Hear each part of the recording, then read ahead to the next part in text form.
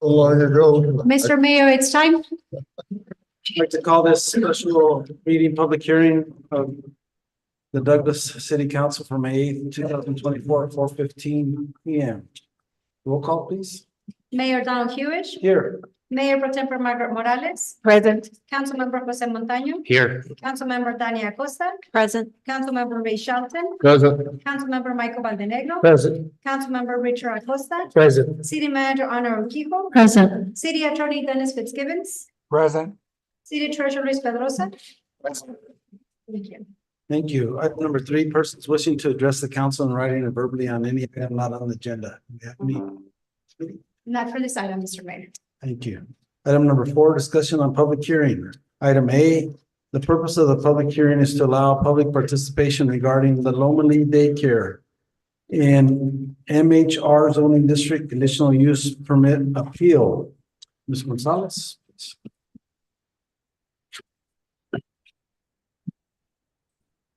Good evening, Mayor, members of the council. I did prepare a presentation for tonight, and as well, you should all have a staff report that was prepared in addition to your agendas. So just a little bit of background. Planning and Zoning Commission met on March 19th to hear the conditional use permit request filed by Mr. Samuel Nieblas on behalf of the property owners, Bonifacio and Angelita Lomelí. And at that meeting, the Planning and Zoning Commission offered a decision and staff recommendations on an approvable block wall. So the conditional use permit was approved with conditions, and one of the conditions was denying the 6-foot block wall along the frontage of the property and infringing upon the 25-foot setback. So based on that, first slide, please.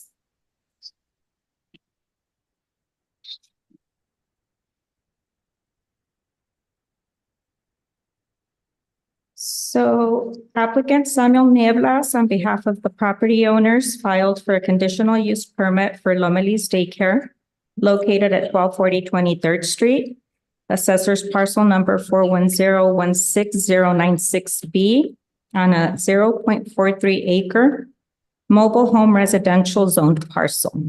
The application of the conditional use permit included a request for approval of a 6-foot block wall.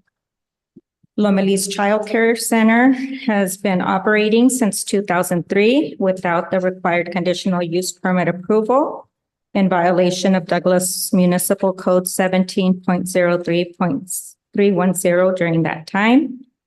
The conditional use permit, which was approved with conditions by Planning and Zoning Commission on March 19, 2024, now recognizes the use as a commercial child care center without changing the underlying zoning of the property. The Planning and Zoning Commission met on March 19th, granting approval with conditions. So Planning and Zoning approval was for the use of the commercial child care facility within a mobile home residential zone district. The Planning and Zoning Commission denied the applicant's request for approval of a 6-foot block along the front street facing side of the property and encroaching on the side setback of 25 feet as per the regulations for mobile home residential zoned parcels in the Douglas Municipal Code. The Planning and Zoning Commission tasked staff with recommending to the applicant approvable options for the block wall.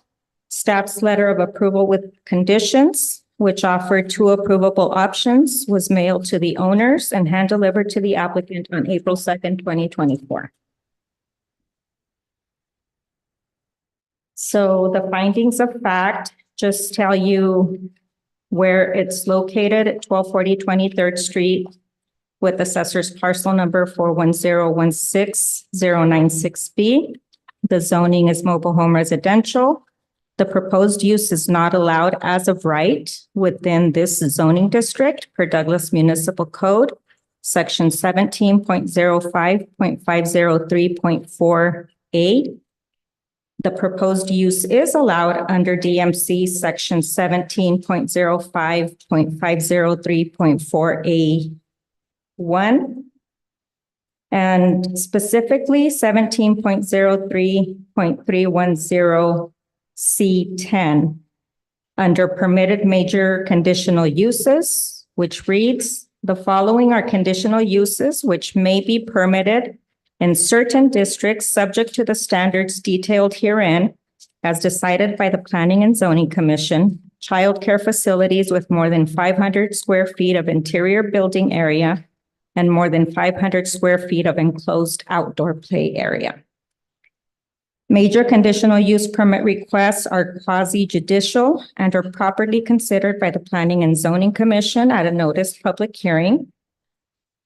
And the impacts of a commercial scale childcare in a residential area will need to be conditioned with the following conditions: the noise of outdoor activities, solar exposure for children outdoors, children accessing areas of on-site or off-site vehicle travel, and dangerous blind spots for vehicle drivers entering or leaving the parking area.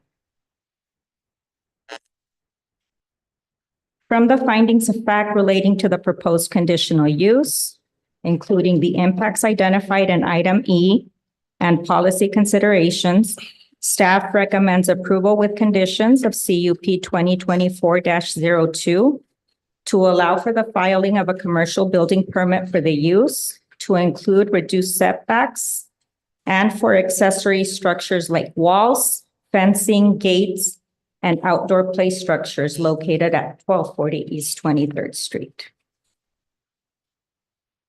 Mr. Nieblas' application on behalf of owners for the conditional building permit for the 6-foot block wall fence at the subject site is not approvable as presented. It does not align with the Douglas Municipal Code or mobile home residential zone parcels. The Planning and Zoning Commission asked that staff propose approvable options to applicant without infringing on the site triangle to include the following conditions: maintain safe site distances of ingress and egress to and from the public rights of way for vehicular traffic by ensuring that any structures, including walls and or fences, are no taller than 3 feet within the site distance triangle at ingress and egress points of the subject site as per section 1802 of the Douglas Municipal Code. 2, any work that has already been undertaken on the construction of the block wall prior to permit approval must either be demolished or receive full inspection and approval by way of a letter accompanied by a stamped plan set, signed and dated by a licensed engineer. And 3, the approval of the CUP is specific to the subject site and shall not be transferable.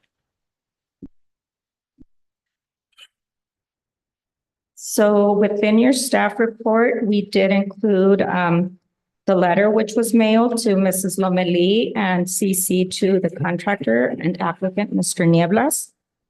Option 1 was to construct a graded wall adhering to the 3-foot high limit along the front facing 23rd Street of the property and 18 feet along the west side yard. At the 18-foot side yard setback, the wall height can be increased to 4 feet until the 25-foot setback distance is met. Once the 25-foot setback is met, the remaining stretch of side yard to the rear of the parcel can be increased to the requested 6-foot height. Option 2, the proposed 6-foot block wall may be approvable if the block wall is set back at a distance of 25 feet from the front and side yard, compliant with the setback requirements for the mobile home residential zoning district in the Douglas Municipal Code. So this map shows the parcel in question. It's very difficult, so I'm going to walk and point it out. The audience can't really see. This is the location of the parcel.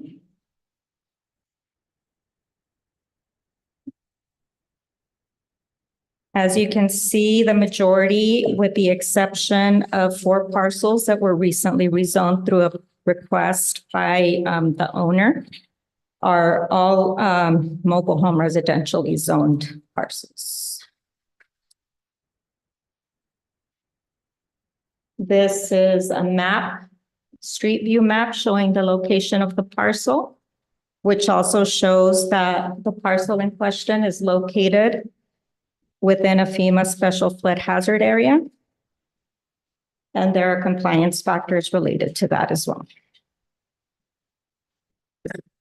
This is a site plan that Mr. Niebla submitted with his permit application for the subject site. And then these are the 2 options. This is option 1 of the 2 options recommended by staff in the letter. And option 2. Existing conditions for the property, just so pictures of what the property looks like. The point in time that the pictures were taken, which was May 1st.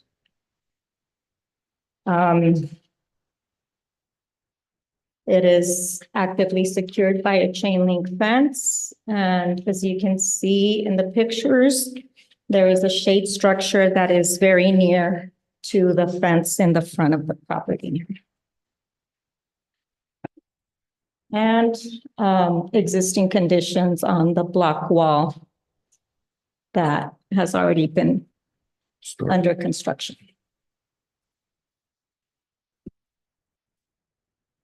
I'll be happy to take any questions.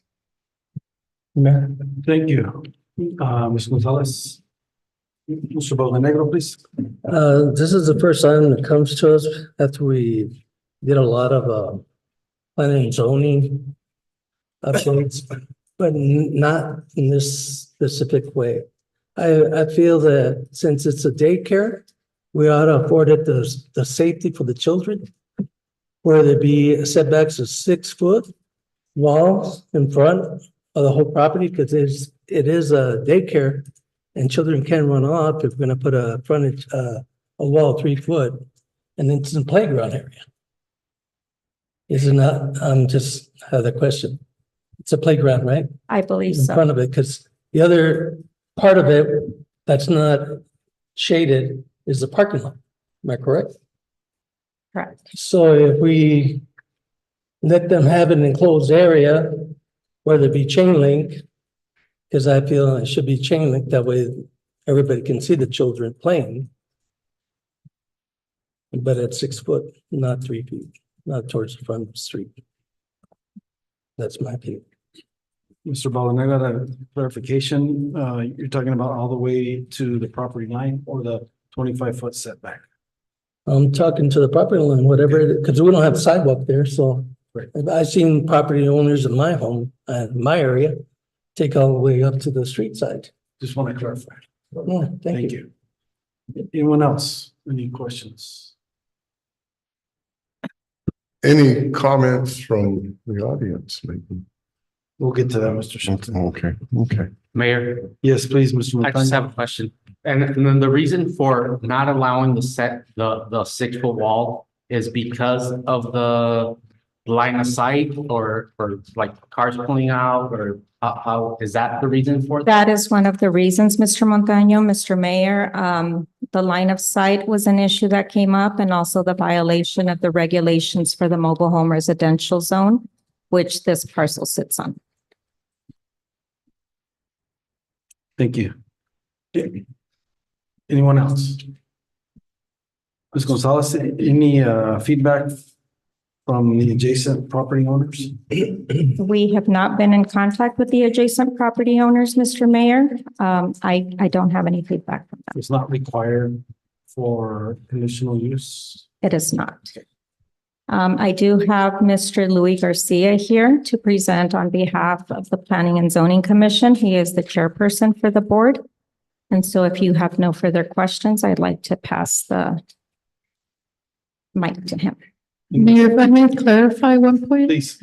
I think in one previous meeting with Mr. Niebles, we were informed that they had communication with the neighbor. So it's correct that the city has not, but I believe Mr. Niebles can speak to conversations with the neighbor. Thank you. I have a question there. Oh, please, Mr. My question, basically, now you're talking a block wall 6 foot up front, correct? Is that what you're asking? Why is it a block wall? Why can't it be a chain link fence? That's my question. I mean, as it is a child care center, I am an educator. I know that a block wall aesthetically is not nice, especially for a child care center. I mean, yes, we gotta protect them. It's secure, but as far as none of our schools anywhere have a block wall blocking right outside of any school ground or playground of any children or students. So I mean, I think from an aesthetic point of view, a block wall, I understand, is your choice. But again, a chain link fence would do justice, you know. That's my Thank you, Mr. Costa. And we'll ask the owners of the representative when it's time. Mr. Mayor, if I Yes, may, please. I'd like to clarify as well that even if they go with the chain link fence at the 6 foot height, that is in violation of what the code requires, and so it would be through a conditional use permit as well for the height. And for clarification, would that need to go back to planning and zoning? With proper application, if it's mayor and council's decision tonight to allow a 6 foot chain link fence, then you would dictate what happens beyond that. Correct? Mr. Fitzgibbon, does that sound correct? Yes, Mr. Mayor, exactly. If council decides that they're willing to continue with this conditional use permit, but modify the condition from a 6 foot block wall to a 6 foot chain link fence, because they believe that helps the site pattern, council has that discretion to make that decision. Thank you. Mrs. Acosta, please. Yes, question, is there any parcel or zoning within the city that allows a 6 foot wall? Councilmember Acosta, Mr. Mayor, yes, if a parcel is zoned general commercial, a 6 foot wall is actually the height, the lowest height that it can be. It can go beyond 6 feet, but it does have to be zoned general commercial for that to happen. Thank you.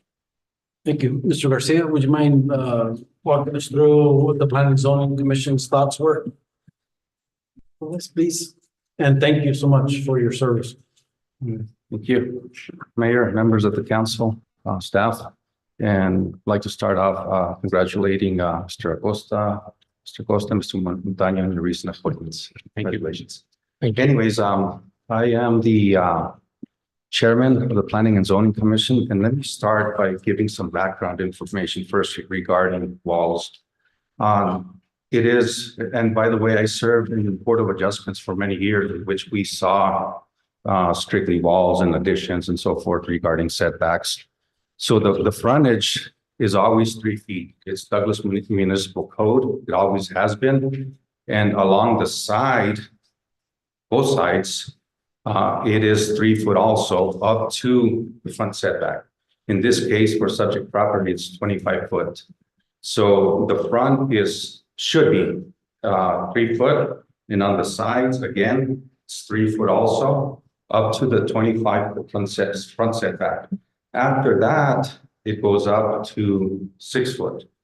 And let me state that this is based on residential zoning. Commercial, you can go up to 8 feet.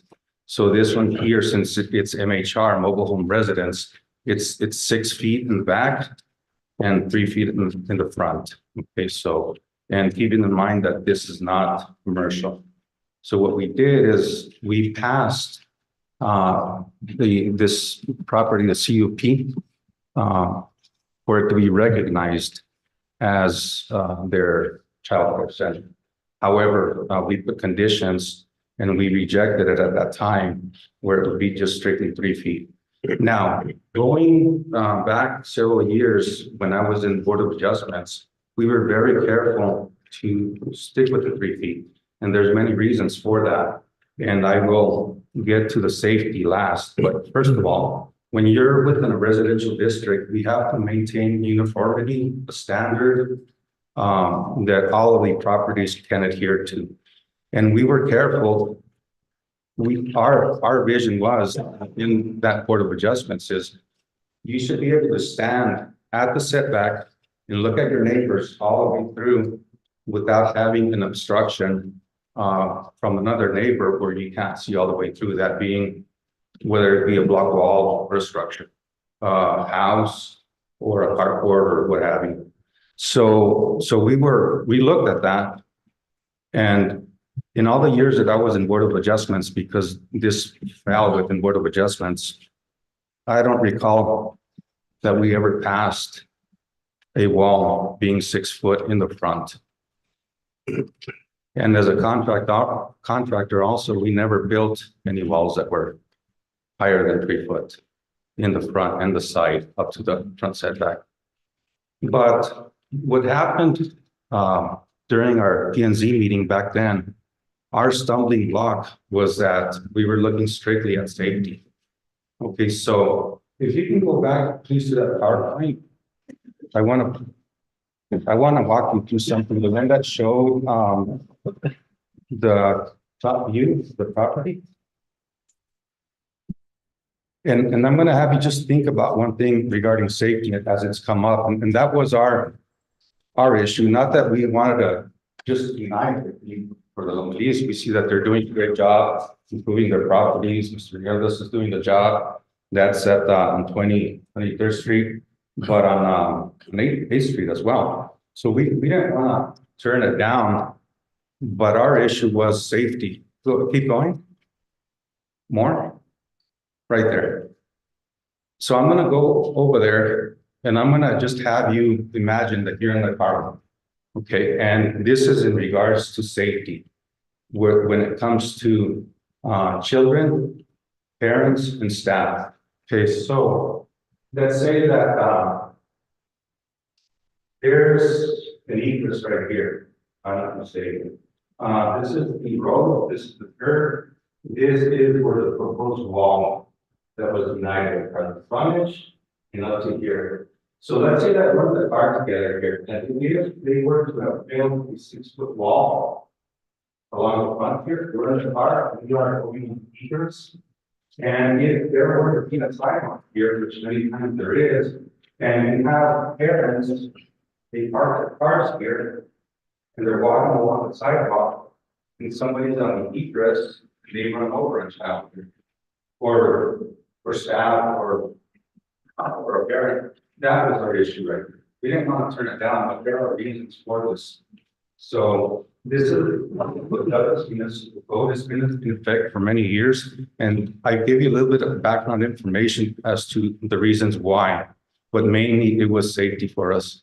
So that was our stumbling block. And Ms. Gonzalez presented a couple of options, but I did think of, and this is really stretching. I don't feel that a block wall should be built simply because of the line of sight and safety. But Mr. Acosta hit on an important topic, chain link.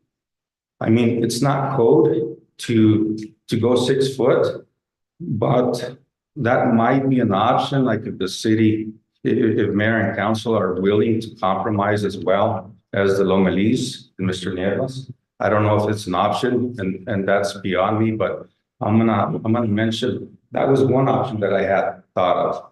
The other option would be if they do indeed build a block wall to 3 feet, but go wrought iron on top where it's just totally visible. That's all I can think of. I mean, there's 4 good viable options. Hopefully we can make something work and compromise. I just don't feel that a block wall should be constructed.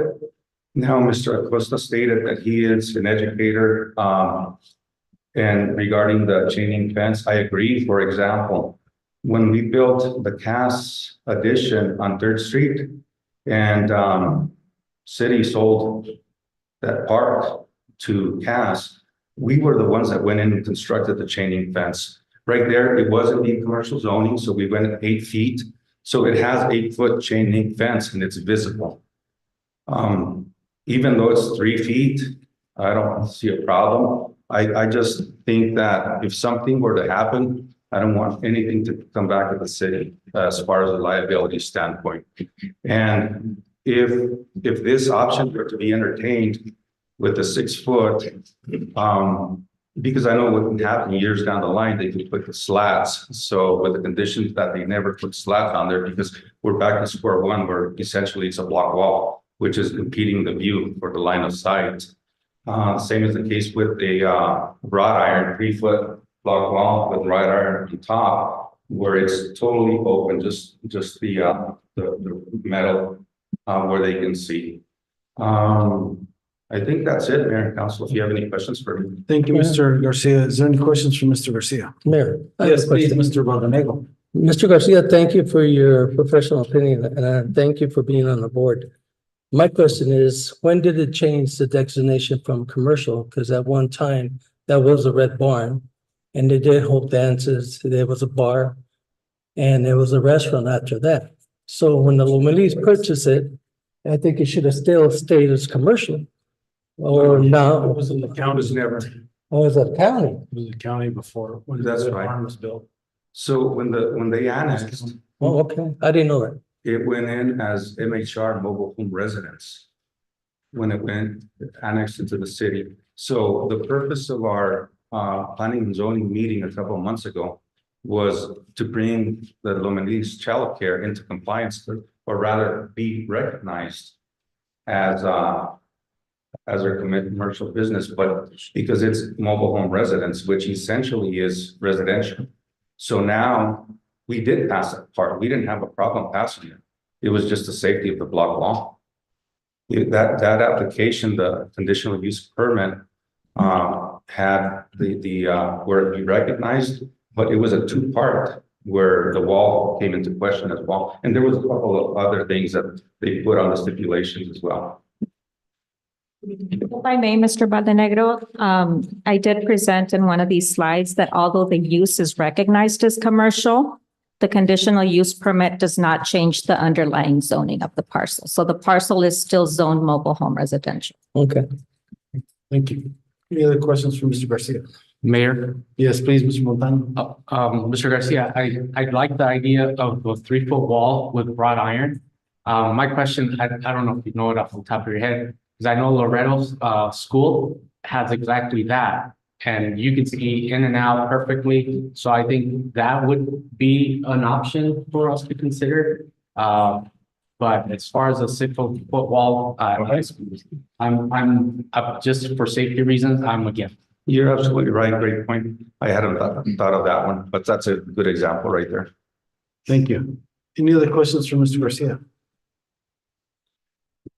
Thank you, Mr. Nieblas. Could you speak to us about your thought process and how the concerns and the desires? So first of all, good afternoon, council.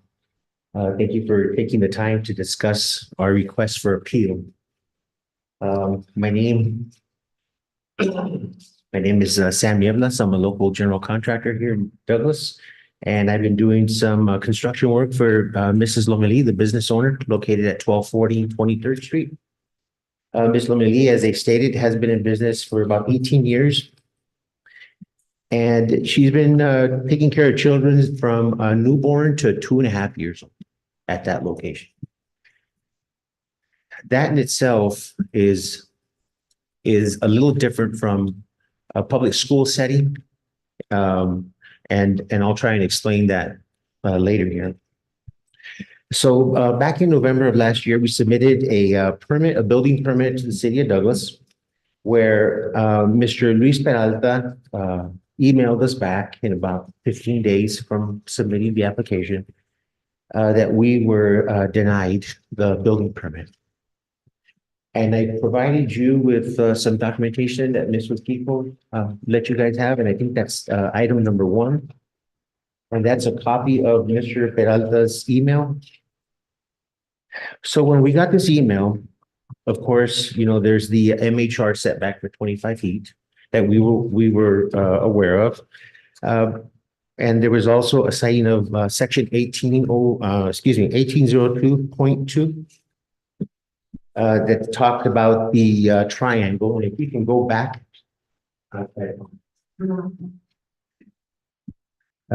They mentioned a line of sight triangle. That's a 33-foot triangle. And I'll be referring to that as well. So we submitted the conditional use permit application to remove the 6-foot chain link fence. We had a chain link fence there. And replace it with a 6-foot block wall. Now, one of the reasons Ms. Lomeli decided to remove the chain link fence and make a wall is because it's on the street side. And she can speak on her behalf that there was actually a vehicle that did drive into the chain link fence. So when that happened, she put up some ballards. She positioned some ballards along the street to prevent cars from going in there and hurting children, right? With the possibility of hurting children. So that's one of the reasons why we did away with the chain link fence.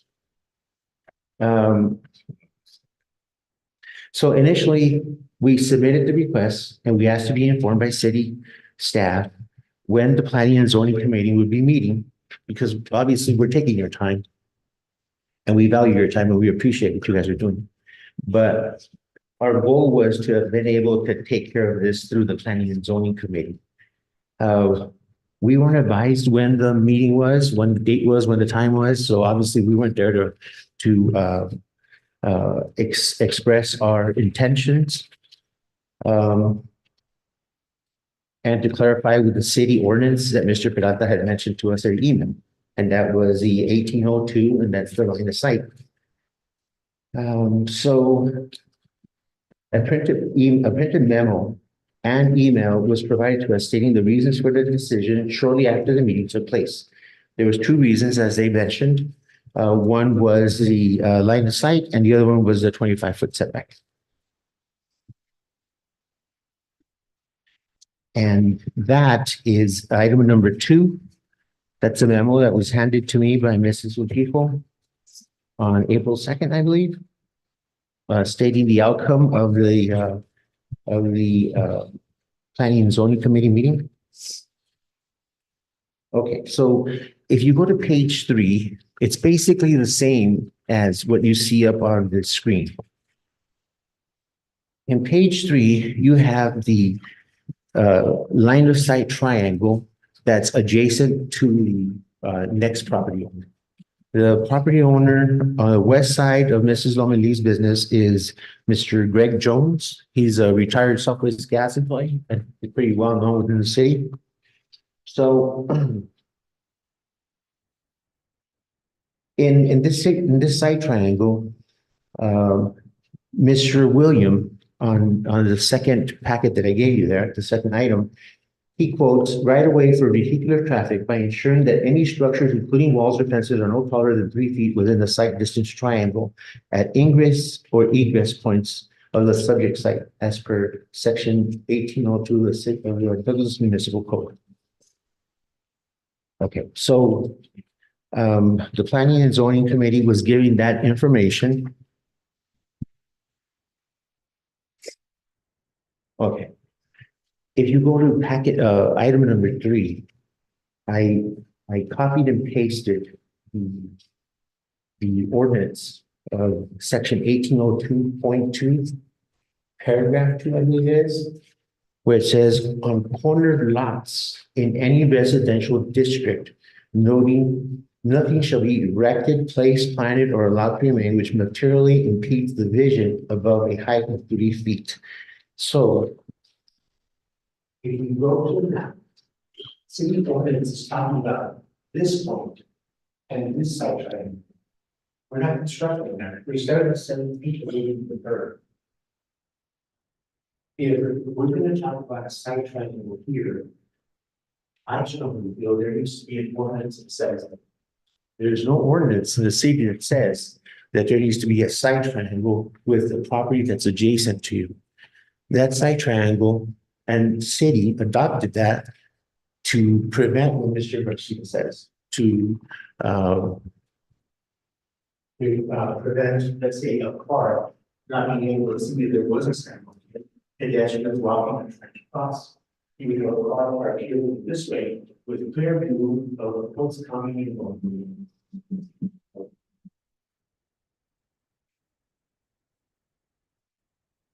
So.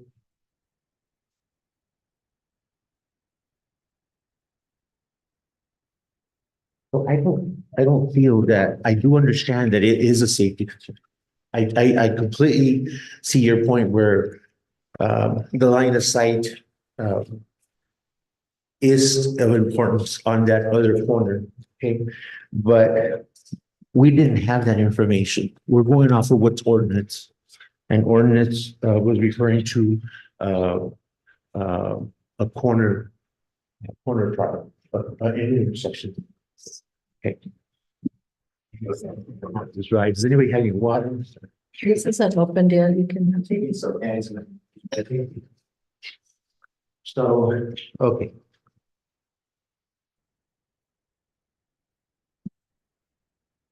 So like I stated, the property, the block wall, the proposed block wall is gonna be about 77 feet from the corner intersection. We're within, we're way past 33 feet. So the only appeal today, Mayor and Council, is for the 25-foot setback. I've explained the reason behind the chain link fence and why Ms. Lomelí wants to put a block wall. The wall surrounds a playground. Okay, a playground is located in this area. We understand mobile home residential zoning requirements. Mrs. Lomelí's daycare center sits in the middle of the residential area, but like other commercial properties throughout town, we have to be able to allow them the opportunity for special consideration to be able to operate under certain special conditions. Our special consideration request is for the safety of our community's children. We're definitely living in a different world. Nowadays, the best way I can state it is out of sight, out of mind. Keep our kids safe, keep them away from public view, which adds more responsibility to Ms. Lomelí. So obviously times are clearly changed. Now we need to take special precautions with our children. This block wall that Ms. Lomelí has decided to construct is for the safety and well-being of our children. This wall will help give these children a higher level of privacy, security as they play and start building their social skills in a much safer environment. Keep in mind, in your decision today, you're now going to be involved in the responsibility for the safety of these children. We might not have kids there, but it's our community. They're our kids. We've been proactive. Somebody asked if we had talked to our neighbors. We did. As I mentioned, I talked to the neighbor on the west side of the property, who is also the front neighbor. He wasn't able to be here today, but he did say that I could speak on his behalf. He has no issues with the wall being constructed. He understands our goal and commitment to our children. So I would like to end this opportunity emphasizing the end goal to our request, as I previously mentioned, is the safety and well-being of our community's children, the ones that are being cared for at this location now and in the future. Ms. Lomelí is requesting our help to do our part in helping her with her business, taking care of her children. Thank you, Mr. Nieblas. Any questions? Yes. Mr. Shelton, please. Okay, as I'm sitting here, two major ideas come into my mind. Number one, maybe we could possibly use our money and get a special grant money to put a sidewalk in and make this more accessible to the parents that come in there either on 23rd or Division Avenue or both. And then my other thought was build the 3-foot wall and then put up chain link above that, another 3 or 4 foot, but whatever we want to do. And that would, and make it look professional. That sort of kills, you know, kills 2 problems with 1 stone. You want to put it that way. So, I mean, that's my thought, so. Thank you, Mr. Shelton. Yeah. Yes, please, Mr. Valdenegro. I feel the childcare center should go underneath like a school. For a simple reason, for the safety of the children. Whether regardless if it's in a mobile home, residential area, whatever, I believe that it should have 6-foot walls. As far as, alongside the neighbor side, along the avenue side, along the front of the school, all enclosed, period. Just like there's, Ray Braham Middle School, Huber Middle School, Joe Carlson, Clausen, every school, even Loretto. That's my opinion. Thank you, Mr. Valdenegro. Anyone else? Mayor, Yes, please, Mr. Montano. I just think that this is a unique situation where we have a business in a mobile home residential area. So since we or the city has already given them the what is it called? Conditional use of the business. We could, or as my opinion is that we compromise, but in that we allow a 3-foot wall with some type of wrought iron or something on top around it. Just like I said, just like Loretto. I would hate for something to happen, not because we would be liable or whatever, but God forbid a kid would get run over or something because somebody didn't see him. So my opinion is that if we do compromise, we do it with a 3-foot wall and wrought iron. Thank you, Mr. Montano. Procedural question, Mr. Fitzgibbons, please. I know we have another public hearing scheduled at 5 o'clock. Can we start that late and continue this discussion, or should we carry this discussion into our regular meeting? No, Mr. Mayor, you can continue. You can continue. If anybody shows up for the 5 o'clock public hearing, we can just let them know we're delayed and we'll get to it as soon as we can. So you can continue this discussion. Thank you very much. Mrs. Lomeli, would you like to address us at all? It's up to you. I just wanted to say, thank you for trying to help me out, but my most concern is the safety issues for my children. And I have age groups from 0 to 2.5. We cannot go outside and play comfortably right now because of all that construction, and I'm dying to get a decision ASAP. So please come up with a solution for me. I need my business 100% back.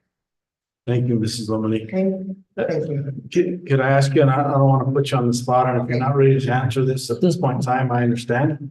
But would an option of a 3-foot block plus wrought iron or chain link, whatever you like, would that be an option to help? The reason I wanted the 6-foot on the property line with yours, he put all these cars in there. So the gas, the smell of everything, that's my issue, concern. That's why I said, hey, I'm gonna build a wall there. But now all these problems that I can't build a 6-foot wall. I mean, I don't want to build a 3-foot wall there.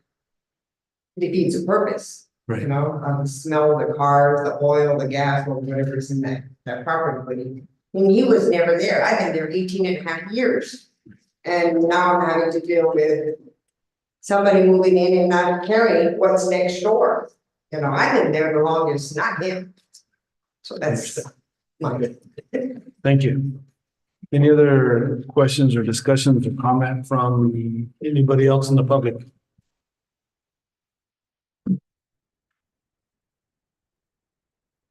Mr. Mayor. Council, please, Mrs. Morales. I just wanted to say that I listened to Mr. Garcia and Mr. Nieves, and I do have a concern too with the safety of the children, and I think a compromise with building the 3-foot wall with the wrought iron would be a good solution, just like Loretto School.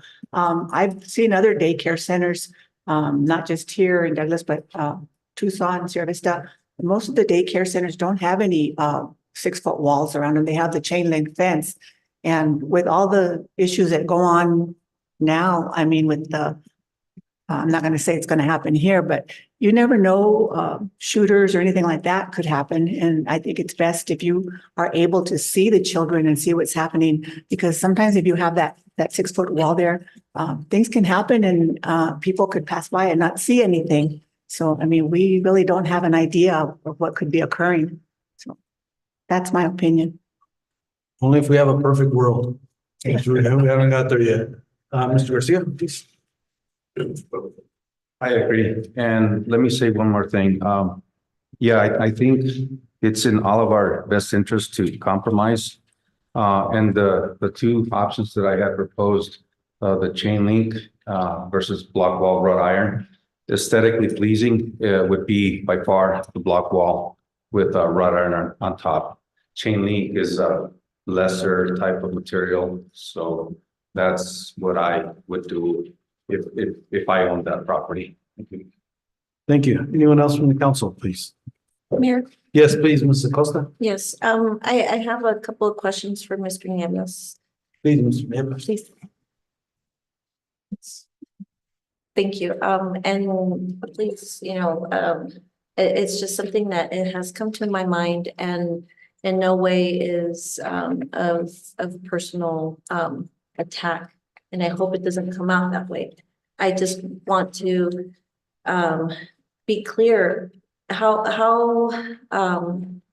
have you ever built any walls or anything within the Douglas area or city limits that goes above the 3-foot code anywhere in town? I mean, that's not commercial.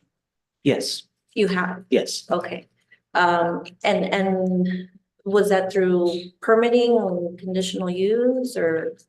Yes, it was permitting. Okay, okay, It so was a backyard. previously approved, I guess is my point. So it sounds to me, was there a building permit taken out before construction began? Yes, there was. When you say construction, we started the demo phase Okay, of removing the chain link fence and getting the access ready for equipment. We started doing all that before we actually got the permit given to us, correct? okay. I see So what we, you're so we saying. filled out the application and, it You takes, removed what was Correct. existing, okay. correct. But then once the building of it, and so when you received that building permit, you had specified that it was gonna be 6 feet? No, what happened was, we didn't receive the building permit. That was the exhibit 1. That was their, response email to me. They stated that they couldn't give it to me because on the plans that I submitted, on the street side, the wall was going to be erected 6 feet tall, just like the chain link fence was. So basically, we took off a 6-foot chain link fence and we were going to replace it with a 6-foot block wall. Okay, and it sounds like to me, like the permit application came in after you had already started building or constructing the 6-foot wall. What happened was I had an open trench. I had a footer that was exposed. You have rebar standing up. I had temporary fencing that I had to rent to fence in the area because Mrs. Lomeli still needed to have a playground. Sure. So it was in my, well, actually, it was in the interest of the kids and any accident. I didn't want anything to happen. I poured the concrete, the footer, to cover up the hole. Okay, but at that point, you weren't sure if that permit was gonna be approved to go outside of the municipal code? Not the, what we did, we didn't do anything on the front portion, which is what we're discussing today. Sure. It was all in the back part, the north side of the property. Okay. Okay, but I guess you weren't sure if you were gonna be allowed to build that 6-foot wall in the front. Not when we filled out the planning and zoning application. Yeah. Okay. That's where we're at today. Is that a normal process for contractors to kind of start work before having finalized building permits? In some cases it is. In my case, it is. I try and get ahead of the game, especially with the need that Ms. Lomelí needed to secure her playground. Her intentions were was the safety of the kids. So with that in mind, it kind of changed things for me where I had to make those decisions. And it was in the best interest of not me, but the client and the kids. Okay. But it was kind of a gamble, it seems, Oh, yeah. right? Yeah. You weren't sure if that was gonna be approved or not. And then just, Well, I say yes as far as a gamble because we don't know the outcome of what's going to happen to the front part. That's why we're here today. okay. But the back part can go to 6 feet, Mhm.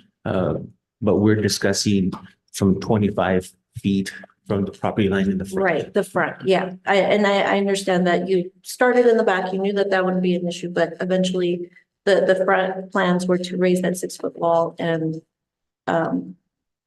which is not it's not within the city. So, okay. Okay, thank you. Thank you, Mrs. Acosta. May I provide a point of clarification? Yes, please. Okay, so regardless of whether the back wall at 6 foot is approvable or not, a permit is required also for that portion of it. And a permit has not been approved for any portion of the wall. And our code explicitly states that no construction activities can begin without a building permit. Thank you. Thank you, Ms. Gonzalez. Anyone else from the council? And again, by way of clarification, we take this up for actual vote during the regular meeting at 6 p.m. Any other questions or comments regarding this public hearing? Hearing none, we'll move to item number 5, adjournment. May I have a motion to adjourn, please? Mayor, Yes, please, Ms. Morales. I move to adjourn your special meeting. Is there a second? Second. Second, motion by Ms. Morales, second by Mrs. Acosta to adjourn the special meeting public hearing. All in favor signify by saying aye. Aye. Any opposed by nay? The ayes have it. We stand adjourned at 5:07.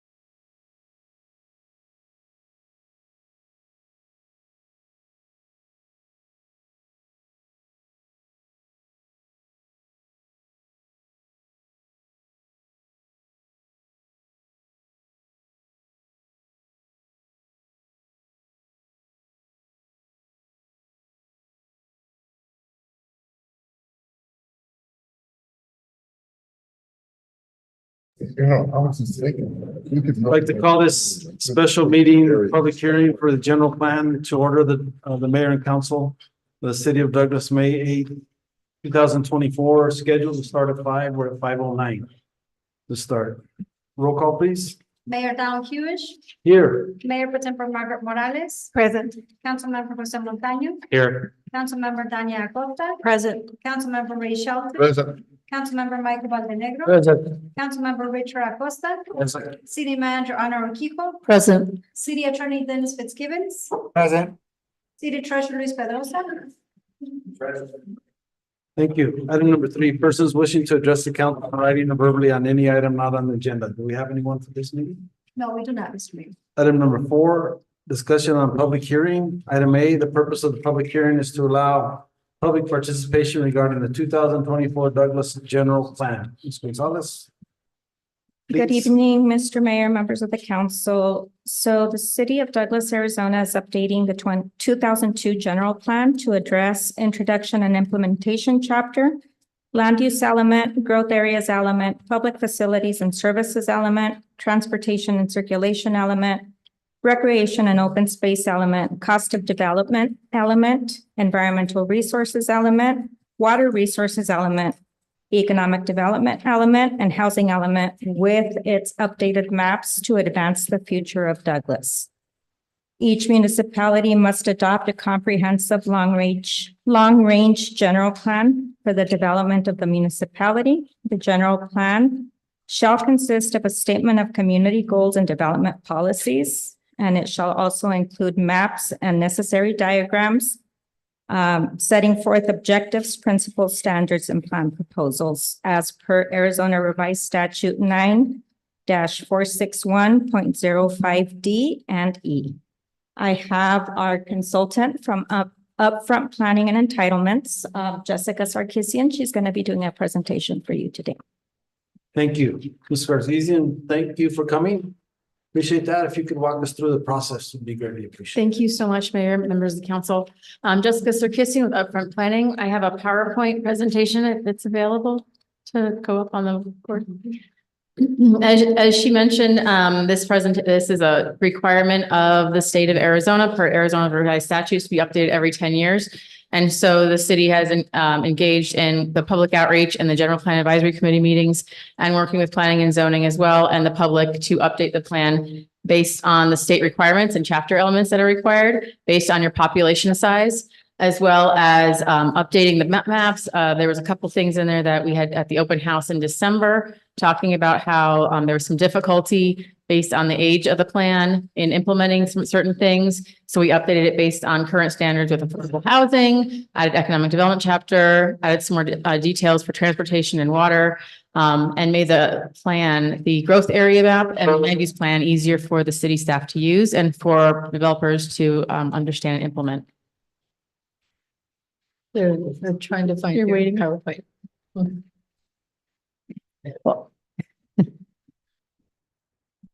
So I can just go through a little bit of the timeline.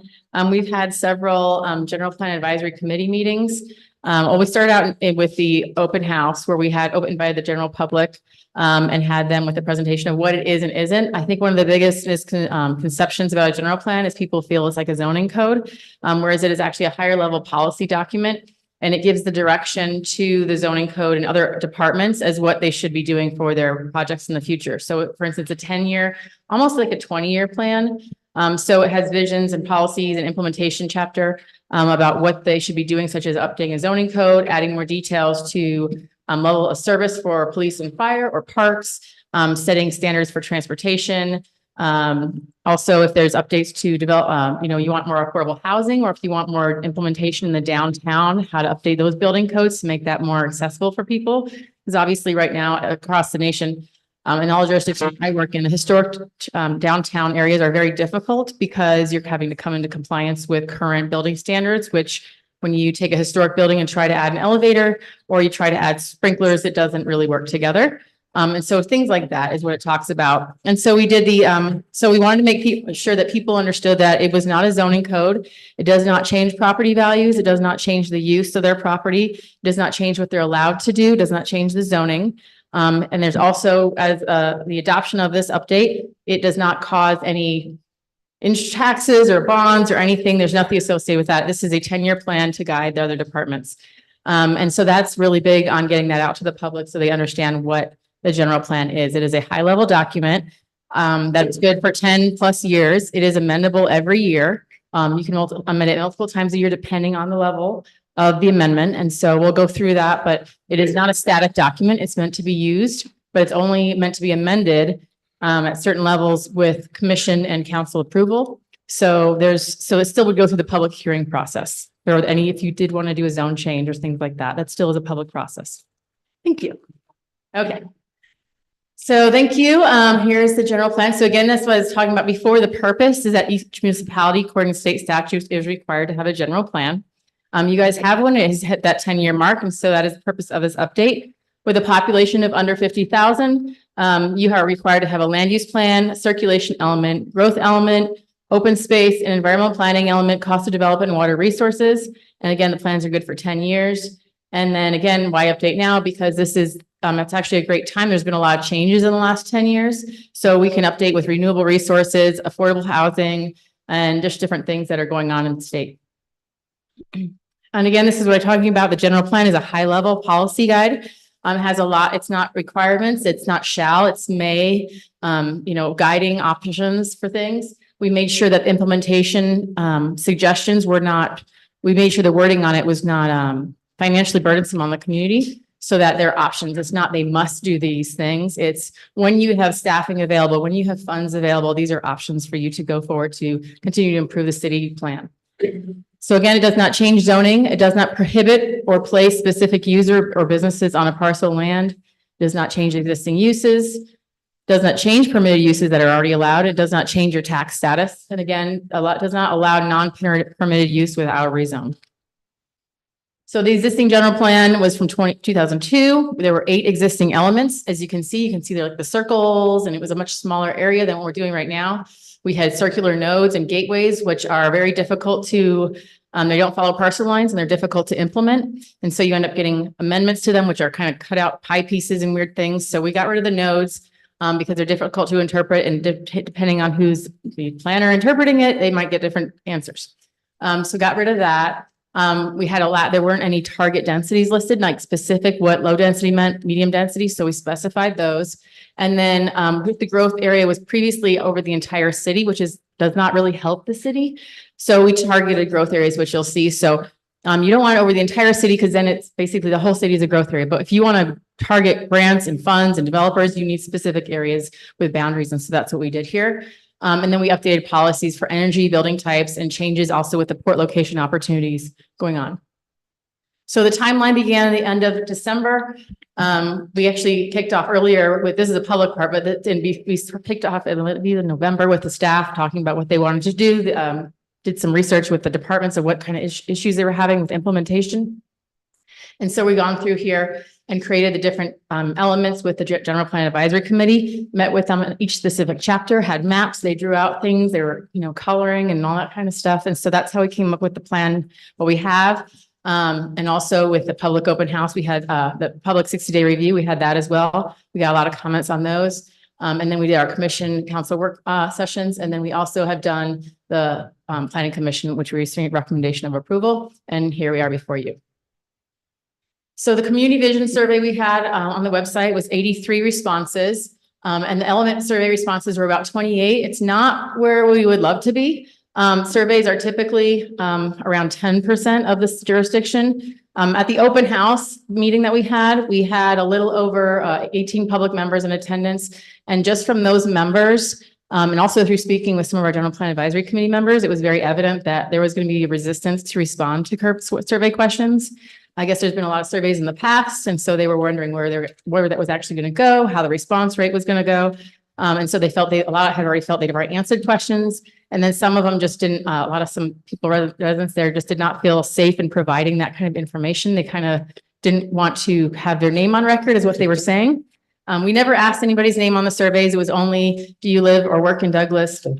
And then just went from there. We try to keep it very generic. So originally we only had a few. And then once we encouraged people at the next General Plan Advisory Committee, we got a few more, but it was difficult to get responses on the surveys. Then we had the open house is December 18th. And then the GPAC committee meetings were January 11th, 25th, and 30th. And then we had a public hearing on February 2nd. And then a planning commission workshop, recommendation on March 19th, which will receive the recommendation of approval from the commissioners. So these are just going to go through some vision survey responses. I find these are very helpful for city council members to understand the temperature. Typically, I will say, even though we only got so many responses, typically when you start getting more, they usually end up falling very much in line with what's already there. They just get a little bit, they get number and maybe they might change 1% or 2. But should Douglas remain the same or grow? Majority said should grow. Should Douglas attract new employers? Majority, of course, are saying yes. Should Douglas encourage new housing types? Yes. And that's where I want you guys to focus on also when it comes to housing. The questions become interesting on how sometimes they agree with and they contrast when you get to sometimes public hearings and you get that new housing types and they oppose them. So should Douglas encourage more open space? Majority say yes. Should Douglas focus on new development opportunities and types? Again, yes. So then with that, that was for the vision, overall general vision. And so with the updated 2024, we have a larger study area. We expanded the area to capture the port to the west. And then we also went further north. We have now 10 proposed elements. So it's land use, growth areas, public facilities and services, transportation and circulation, recreation and open space, cost of development, environmental resources, water resources, economic development was added as well as housing. And we've also updated the maps. And so this is the new future land use plan, and we'll go into that more in the next element.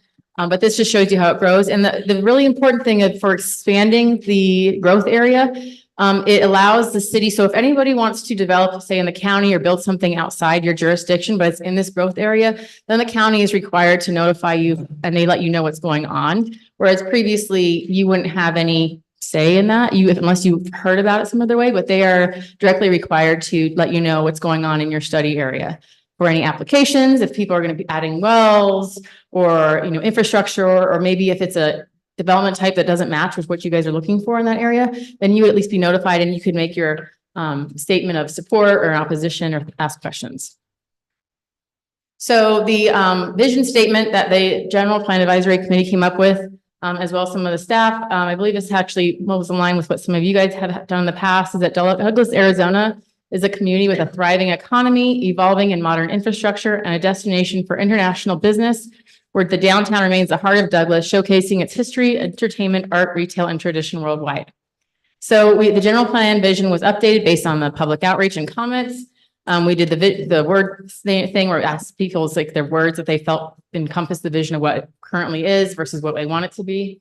We expanded the study area and updated the implementation area of each chapter to give better direction for amendments and criteria for approval of amendments. And then we defined further the major and minor amendments, and also added administrative amendments to the possibilities for updating the plan, which were previously not there. So you can see here the annexation plan, previously how much it has expanded. So it gives you some more leeway of what you can, where your jurisdiction of future options go. Doesn't mean you ever have to annex this, doesn't mean you have to serve this area. It just is like an area of interest, basically. So major amendments, this is a chapter that as a developer or applicant, this is really important to me because I want to know what triggers a major and a minor amendment, because majors are allowed one time a year and can take a timely process to go through. And if you miss that deadline, then you have to usually wait a whole another year to do that, to then do your rezone. And so there we put some criteria in there for major and minor amendments to better understand. And so we wanted to separate the difference between the downtown area and outside areas, because a 10-acre difference or change in the downtown area is highly impactful versus if you were doing a 10-acre change on the periphery of the boundary. And so we wanted to make it the trigger lower for downtown areas. So here you can see a trigger becomes 10 acres. If it's 10 acres or more in the downtown, it would be a major amendment. So that would be something that would take a little bit more time, a little more investment. It's the same process, public hearing. And if it's not, it would be a minor, but it would still go through the public hearing process, but you wouldn't have that 1 year time frame for things like that. And then as you go further out, there's land use changes of like 100 acres or 50 acres based on the location of what they're doing. If they're doing from residential to commercial or vice versa, or 2 steps change in residential, things like that. Because each residential category has allowed zones within it. So you're not just going from one land use zone to another land use zone. There's several land use in that place. So you would be doing a major jump in the density in order to do that land use change. So, and again, here's the minor amendments. We talk about 10 acres or less, 20 acres or more, things like that. So with land use, this chapter is the big chapter. Everybody always talks about land use and growth areas are pretty much the chapters everybody wants in the general plan. So do you feel your community has a housing shortage? Granted, again, there wasn't that many responses, but majority did say yes. It's kind of a give me with that one. Everybody's having a housing shortage right now. And then what was the feeling of why? And the only two responses we got were aging housing stock, which was the biggest, as well as less new homes being built. So that's something we want to address in the land use chapter. Do you feel your community needs more single family homes? 57% said yes, but it could get close to half and half if you had more respondents. Do you feel your community needs more townhomes and low density apartments? That was the 70%. That's pretty good. Saying yes, they do feel like that. So Douglas should focus on allowing more diverse housing options. Primarily, again, the same thing was yes. And then do you feel your community has enough retail options for shopping, dining, and primarily no? Do you feel your community has enough open space and office space and medical offices, and primarily no? I would be excuse me. I would be in favor of denser development in the downtown to preserve open space to have lower densities on the outside.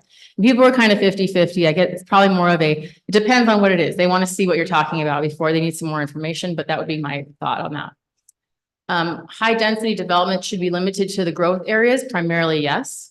And you'll see the growth areas in the next chapter where those areas are defined. And then older commercial and residential uses and properties should be revitalized. And that was kind of 50-50. I believe the unsure, there's one person in unsure. It might just be because it depends. A lot of times when I hear stuff about the downtown revitalization, people are concerned about, does that mean like torn down or what does that mean? So they want to know if it means keeping the older buildings or things like that. So here you can see we added the land use category table. We updated it 12 land uses where there were previously 11, included definitions in the chapter for what each of these categories means, and then reorganize the format for easier use of the goals, objectives, and at the end of each chapter has implementation measures for that chapter and the summary table we mentioned.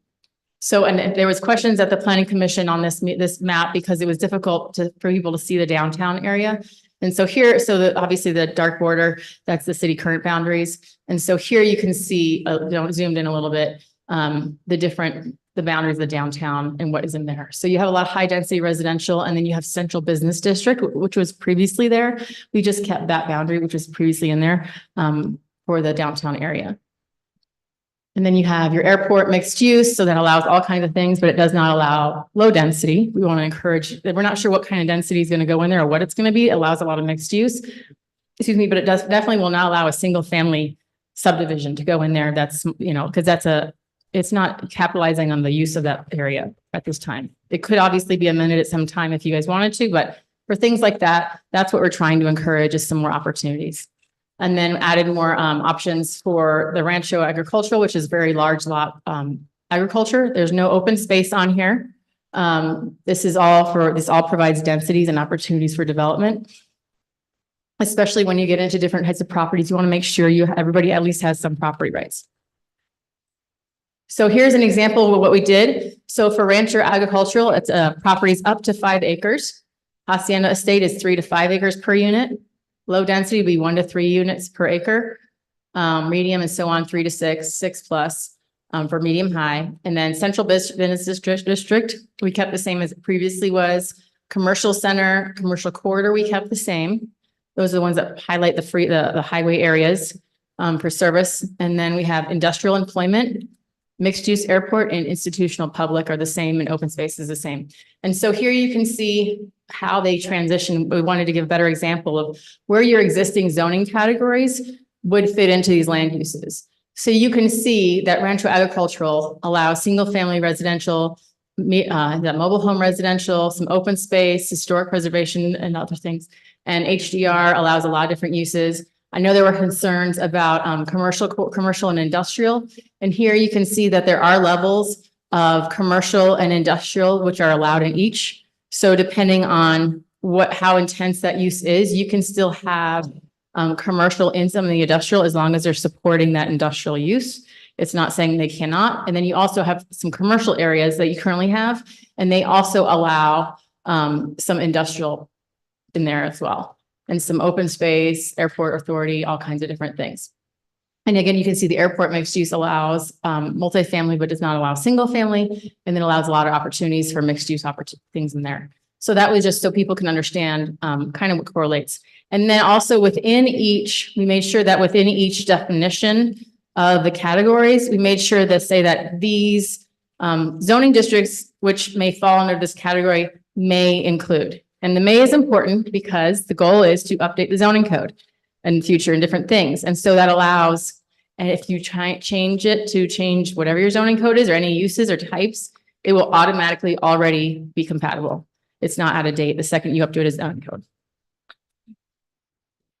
So with the land use, we focus more on a balanced preserved neighborhoods, promoting economic development and redevelopment at appropriate locations.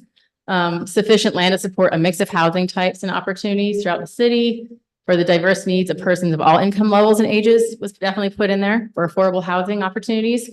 Promote and attract high quality residential development while protecting established residential neighborhoods and compatible development. Promoting resolution of conflicts between incompatible land uses, talked about buffering, opportunities for fencing, separation distances, opportunities for changing design standards, things like that. Supporting appropriate locations for commercial and office, including infill and redevelopment.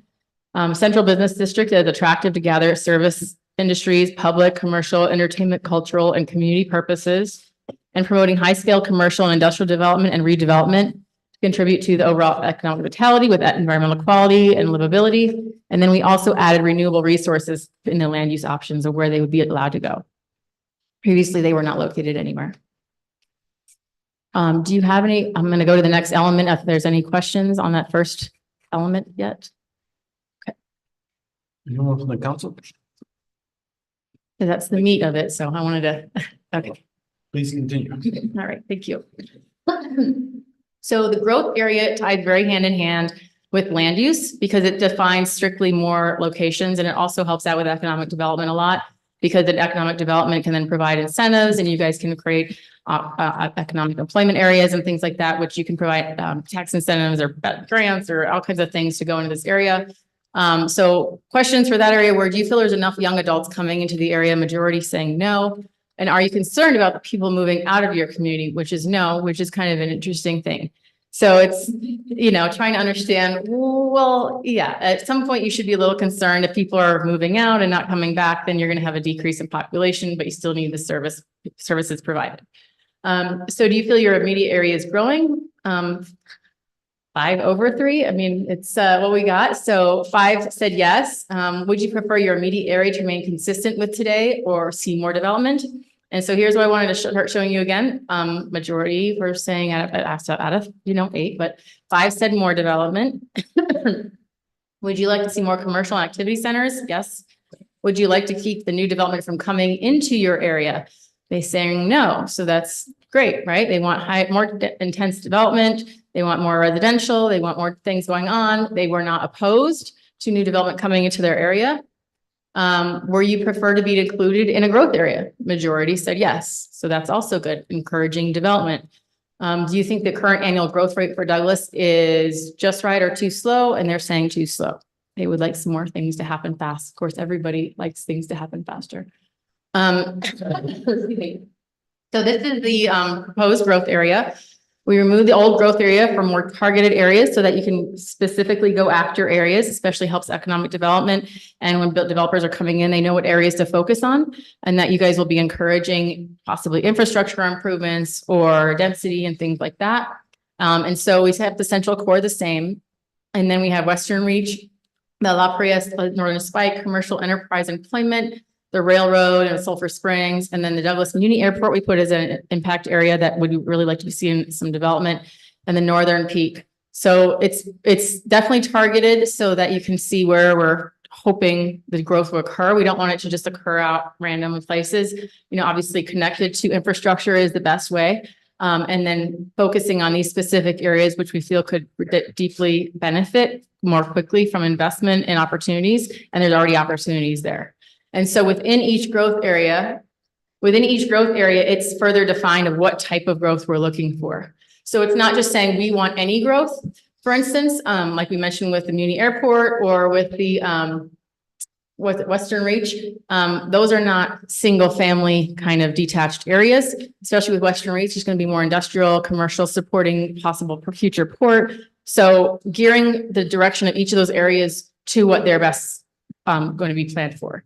So for instance, some areas are more residential density or residentially focused, and other ones are more commercial and office and business. So we developed a community, developed to focus on more of a community facilities management strategy to monitor and manage infrastructure and services, because that's a big thing. If you don't have that in place and those kind of services already ready, you're not going to get the development to come to you, obviously. Maintaining the central core growth area as a primary activity center for finance, culture, and government with a mix of land uses, and especially encouraging downtown housing. Providing infrastructure and services required to adequately serve the existing anticipated residential, commercial, all the growth areas, also environmentally sensitive areas. Plan for phased provision of infrastructure and services was also put in there, like where's the best areas to expand. And then also promoting managed economically sound and orderly growth, variety of land uses, while conserving natural resources, reduces the automobile dependency, and provides for logical expansion of infrastructure. Infrastructure is obviously, they go hand in hand. So the next element was public facilities and services. So this is a new element. So this had to do with police and fire, water, wastewater, solid waste, library. And so we put some details in there about what the current services were for the city, what kind of capacity they're at, and then what they possibly looking at implementation is to consistently monitoring and searching for where the new, possibly if they need a substation for police or fire, or would that be the best place to maintain their level of service. Updated goals and objectives provide residents to keep up with the growth. So as you grow, just constantly every year maintaining, okay, where are the new residents at? Where is the new direction of the city going? How can we make sure that our level of service for not just police and fire, but like parks and where, you know, all those other things in wastewater, are we going to need to update or upgrade sanitation services? So that was in that chapter. So again, we talk about adequate, safe, and efficient water and wastewater services. Solid waste and facility service and providing are also external customers of the city. Adequate street improvements and maintenance is a big one, because obviously everybody wants to know who's going to pay for the roads. It's great you can build them and design them, but you have to still maintain them. And so talking about that. And then also maintaining efficient fire and life safety services for low risk of death and injuries and catastrophic damage. Providing adequate, effective, and efficient public transit services and facilities. Talk about the public, how they can get around by bus or sidewalks or what opportunities they have. Library resources and what the library currently provides and what kind of services they have for resume writing or rooms or study halls or anything like that. As well as timely, we got comments about the timely and effective planning, permitting, and code compliance services. So making sure that not just those extra ones, but the city hall itself has staff to maintain, you know, as plans come in, how fast can they respond to those applications and their building permits? And then it gets into transportation. Majority felt there was not 6 out of 10 felt there were not enough transportation options. They felt that the roadways are currently just right. They felt they were adequate. They feel there is ability, they did feel that there was ability to actually add more development and there was capacity on the roads currently. Pedestrian connections are obviously something that they're looking for. Do you feel safe walking to our store or your home along the roadways? Most people said yes, so that's great. But also we want to capitalize on continuing that as things grow with lights and sidewalk and separation from the traffic. The highest priority for transportation funding was maintenance of existing, as we mentioned, just maintaining potholes, streets, asphalt, things like that, followed by bicycle and pedestrian infrastructure. Continue to improve transit. Everybody said yes. If you work outside your home, I always feel this is interesting. How far away do you live? It was kind of between 1 and there's a 10+ miles there. You had a bunch retired at less than a mile, but just trying to figuring out how your roads are being used. Are people going through it, or are they just staying within the city using the local roads between their homes and their businesses? So we updated the streets and circulation map, provide more detail about the existing classification system, which wasn't really in place, and focused alternative modes of transportation, as well as the future of the land port of entry to the west and expansion there. Again, talk about mobility of people, landscape, lighting and sidewalks, circulation, safety, adopt and apply standards for vehicle parking appropriate to the vehicles, adjacent land uses, intensity of land uses, and availability, encouragement of other modes of transportation. Not everything is available for everybody to drive everywhere, sometimes, especially as everybody ages. And then pedestrian mobility and transit vehicle operations and scenic corridors and view sheds were available. And then, so with scenic corridors, moving on to open space, another requirement, do you feel open space should be a priority? 6 out of 9 said yes. Utilize recreation in my community. Majority said they utilize the facilities in the city. You feel the existing recreational opportunities are adequate, kind of half and half. Would you prefer denser development with more open space or less development spread out? And so that again was half and half. Douglas has adequate open space areas for passive recreation, wildlife habitat, natural terrain. Majority said yes. And does Douglas feel like a healthy city? Majority said no, but it's kind of half and half. And that just has to do with walkability and accessibility, recreational opportunities. How active are the residents? And so that was kind of just deciding what they feel like there. So we provided more detail about the existing conditions of the parks, where they're located, what size, what they provide. Put that in there with a level of service and propose future parks and open space recreation programs. Details on trail standards and how to acquire open spaces. Not everything has to be a purchase for the city. There can be donations. There can be coordination between industrial parks is a good one for the use of their vacant parking spaces on weekends when it's not being utilized. Focused on recreation programs, how to evaluate those and make sure that you're getting the most use out of the recreation programs, and how do you evaluate when a program is not necessary or not getting the visitors as much, and where to redirect that fund in that program too. So we also talked about safety and vandalism and making sure the parks stay nice and clean and how that gets managed. Again, monitoring maintenance of parks ownership, trails, organization, again, with private developers, like I said, with private developers and industrial parks. It's always a good way of getting a nice park. Funding opportunities, acquisitions, grants, and bonds for improvements to new facilities, and also developing a comprehensive parks and recreation and trail system master plan would be a goal. Cost of development, which is actually the infrastructure, like who pays for the infrastructure going in. Talking about library services and existing community facilities are adequate. Majority said yes. Do you feel there are adequate response services to people experiencing homelessness? That's a 50-50. So that just talks about programs that are opportunities for people to look for, talk to somebody, or figure out ways to get assistance. Do you feel there's enough staff to support the growing needs of the city? Again, half and half. It talks about all departments, even development services. Should the city seek more grants and national funding to help new development? Yes, everybody likes to get free stuff. Should the city seek for more private partnerships to develop and address problems? Majority, everybody said yes. They would love private partnerships, if there's a benefit to the city to grow faster. And should the city try to purchase sites to develop them in the future? 6 out of 8 said yes. And so that has to do with, over time, it's not something you build over, some of the jurisdictions will take pieces at a time. If there's high vacancy corners or issue corners that are impactful in the city, major corridors that come into town, but there's a constant building or some issue with it, the city can try to acquire it and then, do evaluations, and over time can put out an RFP and have more stake in who builds there or what goes in there than just hoping that, that's not what the age old thing is. We're hoping somebody comes in here, and you attract people and they don't build. But if you have some say in it and can focus on it and get grants or some funding or bonds, then it definitely helps that corner. I know I was just working in another jurisdiction, and there was an old supermarket that went vacant. And everybody was really upset. They were hoping that the city would come in and take over the supermarket and run it. And that's not what the city does. So they were really upset for about 5 years when that property was vacant and nothing was happening to it. But in the background, the city is acquiring things, getting bonds, and they recently, actually this year, just put out the RFP to have it revitalized. And so it's not something a lot of the residents sometimes understand the length of the process it takes, but it's highly beneficial, and it puts a lot of say and control in the city's hands to make sure it's a successful project. So that is an option, obviously. Do you think that new development should cover the cost of new development? Majority say yes. If you're building a project, you should pay for the infrastructure to go into it. Do you think existing residents and landowners should pay into roadway utility improvements? And that's half and half.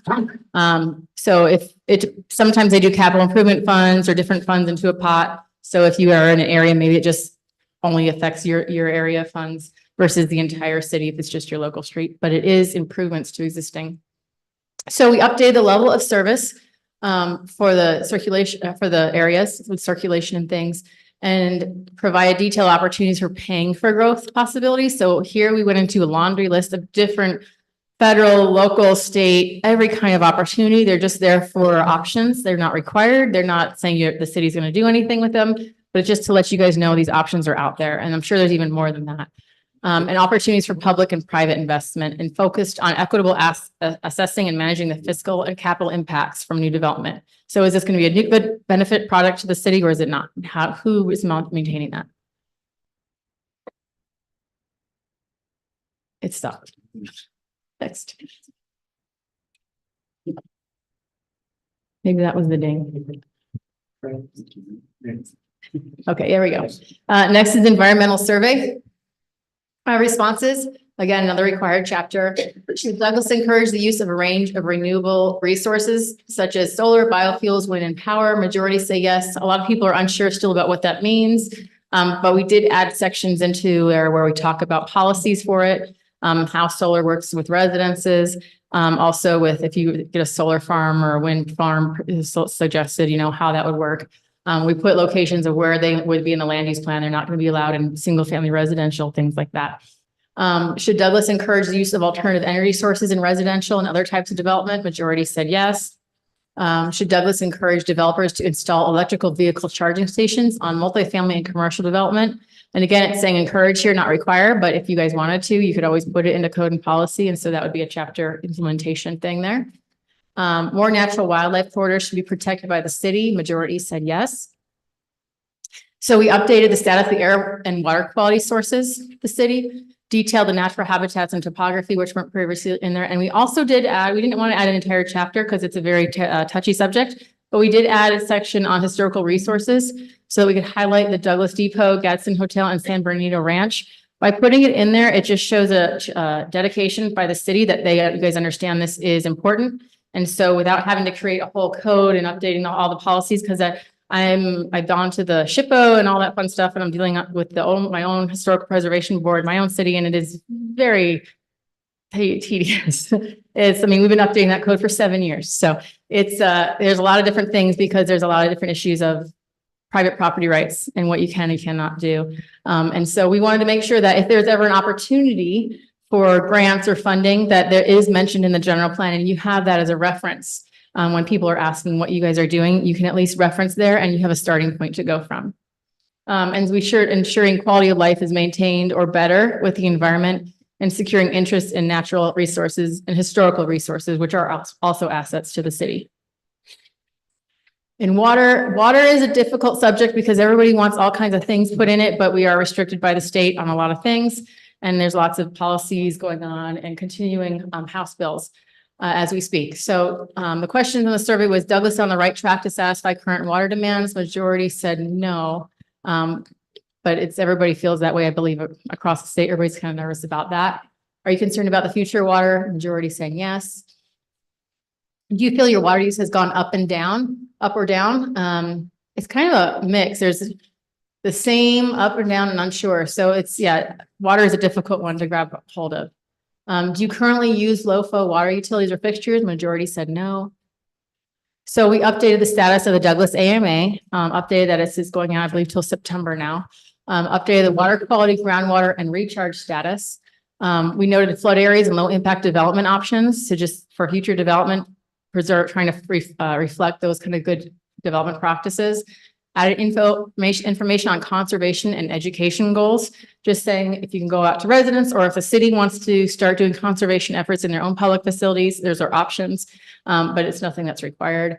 Focused on managing a coordinated system of water and wastewater with utilities for existing and future land uses and staying in front of we put a lot of policies in here and goals to stay in front of federal and state changes for water use regulations. So a lot of the policies and goals in here talk about having, as the state allows, the city can further manage or track water usage or things like that, or well use, different things like that. So we had things in there. So as available, if whenever they become changes, you don't have to update your general plan. It's already in there for you guys to do implementation with code or other items. And then economic development survey, elevated design standards in commercial areas should be encouraged with enhanced landscaping and shade and public art. Majority said yes. Douglas should work to promote the redevelopment of vacant, underutilized or failing commercial areas. Majority saying yes. More intense commercial areas should allow higher density housing, including townhomes and apartments. 7 out of 11 saying yes. Douglas has tourism experience and products that appeal to the people of diverse backgrounds. Majority are saying no. And so this is where you're going to see a lot of the information of how they feel about why you may or may not have tourism. If you don't have people in your city who feel you have a downtown that's worth attracting to, then you're not going to get the tourists to stay either. And so the question was, what do you believe are the top 2 challenges facing Douglas as a destination for tourists? And the majority, the top one was the need for more downtown commercial options, followed by limited nightlife and entertainment. And so that's just attracting those commercial activities, restaurants, bars, stores, something for them to go to, or maybe more consistent events in the downtown area for that will draw them in. And therefore, if it's drawing them in and they have eyes on the space, then you got more people visiting as well. In this chapter, we also talked a lot about coordination between Mexico and making sure signage is appropriate. We have to go implementation and policy on that. Creating a economic development task force for signage, better directions off of the main road to get them into the downtown. Bilingual signage, working with the adjacent community, maybe getting something on their side as they have one that says to Douglas, they should have one that, we have one that says to Mexico, they should have one to Douglas and things like that. We talked about specific economic development opportunities in the downtown, commercial and industrial areas and how they can work together. Office areas, the land port of entry, the expansion, as well as the existing one, and expanding tourism opportunities. And so there's a lot of stuff on that one. The Economic Development Department really went into that one and got excited and put a lot of stuff into that one for opportunities. So getting a resilient and diverse economy in Douglas is key. And positioning Douglas as the region's prime business hub for exceptional services and fostering an environment conducive to environmental entrepreneurship. Vibrant economy for career paths, options, attracting private investment, strategically equipping Douglas with incentives and resources to drive forward economic development incentives effectively. So making sure, just like in the cost of development chapter, they're going to tie in with that and try to pull in that. Identify Douglas's identity, elevate Douglas's identity and profile in the state and market globally.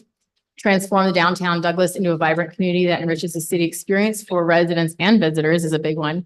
And maintaining the integrity of historic buildings and structures and cultural heritage through preservation incentives. Establishing strategic partners as private sector entities, investors and financiers and things like that, risk sharing revenues and whatnot. But in here, we also hit a lot on making sure that when you do have these growth areas and economic areas that you want to hit on, you're not taking away the community character that is so vibrant or close knit. So we're not just looking for, we're looking to keep it and not just, take out when you're doing redevelopment. You want to make sure you're maintaining the residents in that area as well, making it something that's compatible with what the environment is there versus just putting out a whole bunch of modern apartments and townhomes like you'll sometimes see, because then you're just placing the people who should stay there that are keeping that such a tight knit and growing community. And so we put incentives and policies in there about making sure when you do redevelopment, you're thinking about that as well. And then the last chapter was the housing survey. Large lots should be preserved within rural neighborhoods. Majority are saying yes. Townhomes, duplexes, apartments, cottage homes, and other housing types should be strategically integrated into neighborhoods where appropriate. Majority are saying yes, 8 out of 9. New neighborhoods should be developed by integrating housing variety, parks and services and amenities. Yes. Emphasis should be on preserving and enhancing existing neighborhoods by promoting additional amenities and revitalization. Yes, we got a lot of comments on that one, is that people were concerned. They said, we don't want just the new neighborhoods. Like, we've been here, we're invested in our community. We want streetlights, we want landscaping, we want sidewalks improved, those kind of things were big too. And then I have housing options for my future. Majority felt no. It was six out of nine. And then what are the biggest problems and obstacles to home ownership? The top two were qualifying for a mortgage and lack of housing supply, which was then followed by the interest rates and the unreliable income levels. So it has to do with workforce, industrial office spaces, but then also like getting some residential options in there that people can afford that aren't just single family. So we did minor edits to this chapter. You guys previously had it in there. It is not required, but it's a very valuable one to have, obviously, given the situation in the housing market right now. So we updated goals and policies to focus on more attainable and affordable housing and housing diversity. Previously, a lot of jurisdictions have been focused on single family, but we want to make sure that there's diversity for everybody too, so that when you're aging out and you don't want to have the big house, you can find somewhere else to go, or as a new homeowner, you have somewhere to go. And talk about decent and safe sanitary housing, increasing housing stock, housing assistance and prioritization, housing mix, neighborhood revitalization, special needs housing, and affordable attainable housing. And we'd also put a couple policies in there about some jurisdictions also have options for aging housing stock is a big problem of when the houses are aging, but people can't afford to fix the roof or the window. And if you don't fix those, it just further deteriorates. So we put things in there for programs, opportunities for the city to engage in, or with nonprofits or something, about financial benefits and incentives for them to go somewhere. Because currently, the deterioration just continues, and then it goes out. And then if it falls down, then you just lose another housing stock. And so right now, that's the end of it. But the council vote would be today. And then the hope is that it proceeds to the Douglas voters on November 5th for the general election. Mr. Keithan, you're amazing. Right. We're able to get through that in a amount of time, but really appreciate it. Thank you. I know we're pressed with a lot of time. Does anybody have any brief, quick comments? Not, I'd like to thank our staff. I'm sorry, Ms. Gonzalez. Sorry, Mr. Mayor. I know we're running short on time, but I just wanted to say that we did go through the public hearing process with the Planning and Zoning Commission prior to the recommendation of approval for tonight's public hearing and meeting. And we do have our chair of the Planning and Zoning Commission, and we also have some members of our General Plan Advisory Committee, if anybody had any questions for them on their processes and comments. Mr. Louis Garcia is also co-chair for that. Thank you. Anybody from the audience like to make a comment? Talkative bunch. Well, thank you. We'd like to thank our City Planning and Zoning Commission, and of course, all our staff and our General Plan Advisory Committee members. We're greatly appreciative of your time and efforts to put this in. And just by Mr. Keesing, could I put you on the spot one more time, and just can you briefly tell about your company and why we used you and why this process was necessary? Yeah, so thank you, Mayor. My name is Jessica Sarkisian, and my company's Upfront Planning. Previously, it is my firm. I've been in business for my firm 5 years, but I've been doing this about 22 years. I worked for public and private jurisdictions, and I've also served as commission members on the various cities, and also for boards of adjustments, hearing officer, and the historical board. So I've seen it from, I feel like, all three sides. I've seen it as an applicant, the dais, and then also from a staff person. And so that's how I come and approach the project, because I can see where loopholes would be and where things are not, I've seen bad plans and where things have fallen through and I didn't like it. It was difficult, which is why I immediately went through and said, get rid of the circles, because I've had to try to implement those and they are difficult. So this is a project that is required every 10 years, as I mentioned, through state statutes. And they are amendable, just like your zoning code, it's not set in stone, but it's important to get this project through so that you have a good base, so that staff can further implement and get guidelines and direction from the council as well as the public as where they want to go in the future.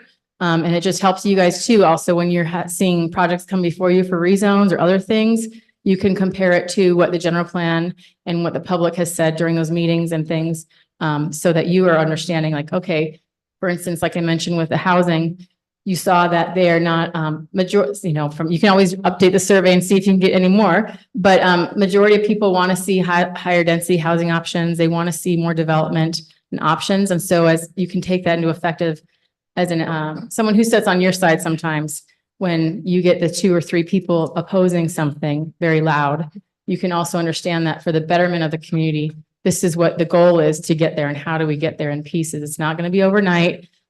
If you attained all your goals in the general plan in 10 years, you didn't set enough goals. So the idea is not all these goals will be reached, but it gets you to the next place. It's like a 10, 20, 30 year. Thank you so much. Any comments from the council? Again, thank you. Thank you all for attending. May I go on to item number 5? Adjournment. I have a motion to adjourn. I make a motion, we adjourn. I second. Second. Motion by Mr. Shelton, second by Mr. Balvanegro. Mr. Costa. Oh, Mr. Costa, thank you. I'll have to get you guys to change your voices. To adjourn this special meeting, public hearing for the general plan. All in favor signify by saying aye. Aye. Any opposed by nay? The ayes have it. We stand adjourned right at 6 p.m. For those that are here for the regular meeting, I would plead for your indulgence. We've been sitting here since 4:15, taking care of issues. So we're going to take a 5-minute break and we'll do everything we can to start our regular meeting at 6:05.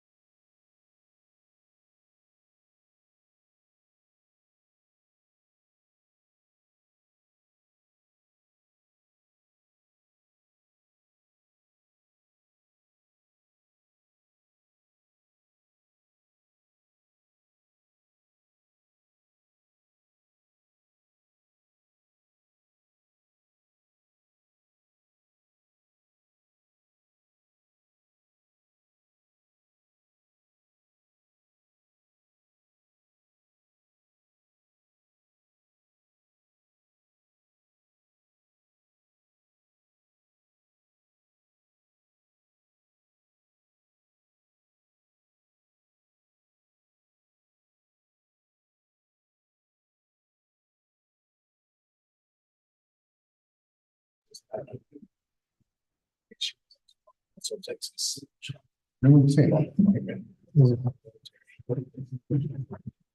That's an action. Lo que pasa con el texto.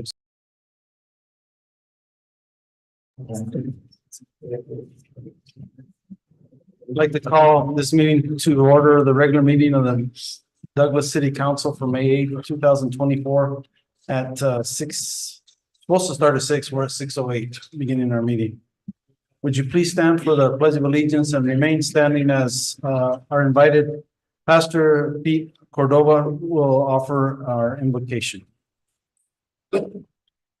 I pledge allegiance to the flag of the United States of America and to the republic for which it stands, one nation under God, indivisible, with liberty and justice for all.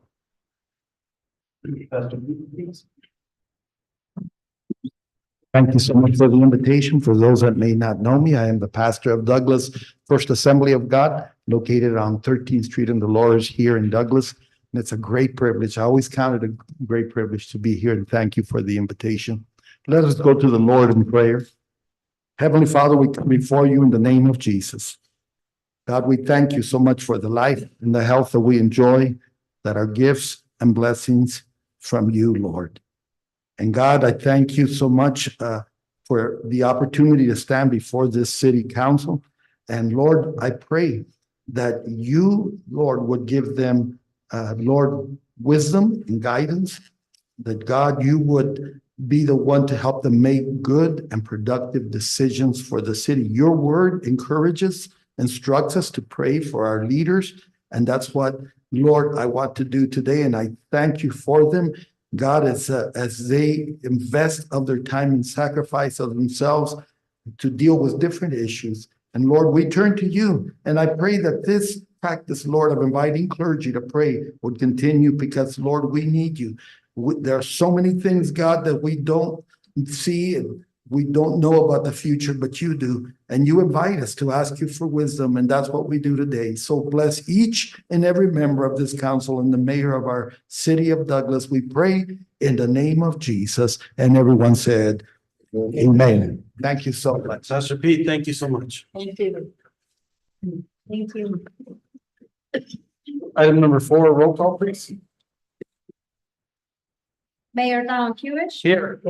Mayor Pro Tempore Margaret Morales. Present. Councilmember Jose Montaño. Here. Councilmember Tania Acosta. Present. Councilmember Ray Shelton. Councilmember Michael Valdenegro. Present. Councilmember Richard Acosta. Present. City Manager Honor O'Keefe. Present. City Attorney Dennis Fitzgibbons. Present. City Treasurer Luis Pedrosa. Present. Thank you.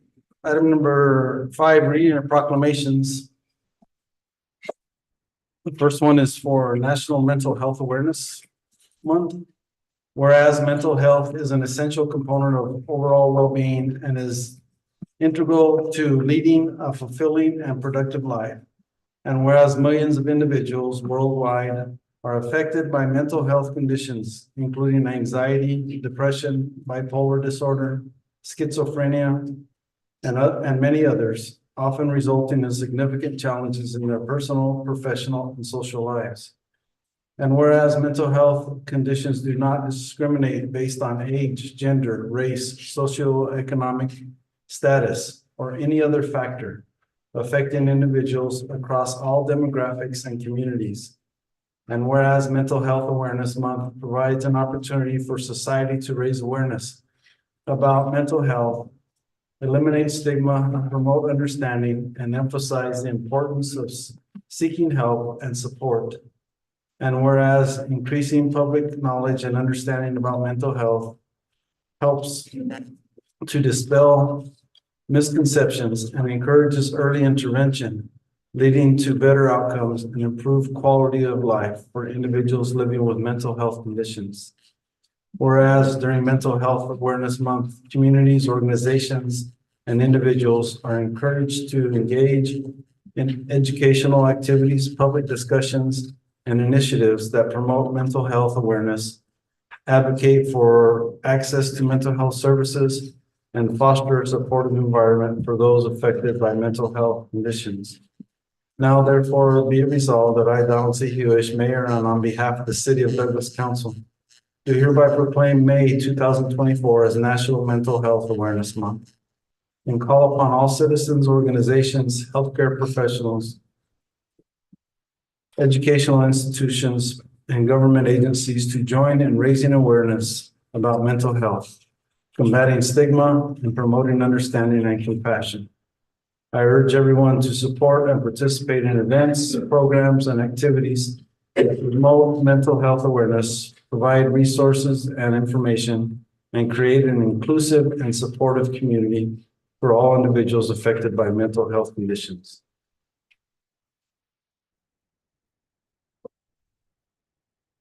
The next one is regarding the Letter Carriers Food Drive Day.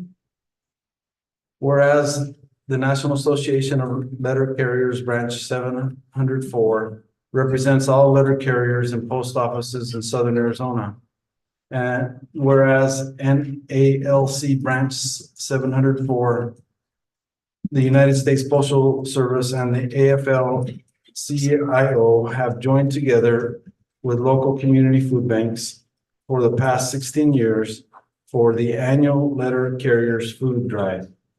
And whereas the food drive was initiated in 1991 to assist many community food banks, food pantries, and homeless shelters throughout the nation. And whereas in the year 2023, NALC Branch 704 letter carriers collected nearly 300,000 pounds of food and $20,000 in cash in Southern Arizona. And whereas the food drive effort is a community-based endeavor, and all food items donated remain within each local community to serve the needs of the community. Now therefore be resolved that I, Donald C. Hewish, Mayor, and on behalf of the City of Douglas Council, do hereby proclaim Saturday, May 11th, 2024 as National Association of Letter Carriers Food Drive Day. And we encourage the citizens of our community to support the food drive by placing non-perishable food items in or near your mailbox on the food day drive for the letter carrier to pick up while delivering the mail. And further to offer our appreciation and admiration to our local letter carriers for the enthusiasm and unique contribution they make toward the betterment of this community. And the last one this month is regarding Public Works Week. Whereas Public Works professionals focus on infrastructure, facilities, and services that are of vital importance to sustainable and resilient communities and to the public health, high quality of life, and well-being of the people of Douglas, Arizona. And whereas these infrastructure, facilities, and services could not be provided without the dedicated efforts of public work professionals who are engineers, managers, and employees of at all levels of government and the private sector, who are responsible for rebuilding, improving, and protecting our nation's transportation, water supply, water treatment, and solid waste systems, public buildings, and other structures and facilities essential for our citizens. And whereas it is in the public interest for the citizens, civic leaders, and children in the city of Douglas to gain knowledge of and to maintain an ongoing interest and understanding of the importance of public works and public works programs in their respective communities. And whereas the year 2024 marks the 64th annual National Public Works Week sponsored by the American Public Works Association.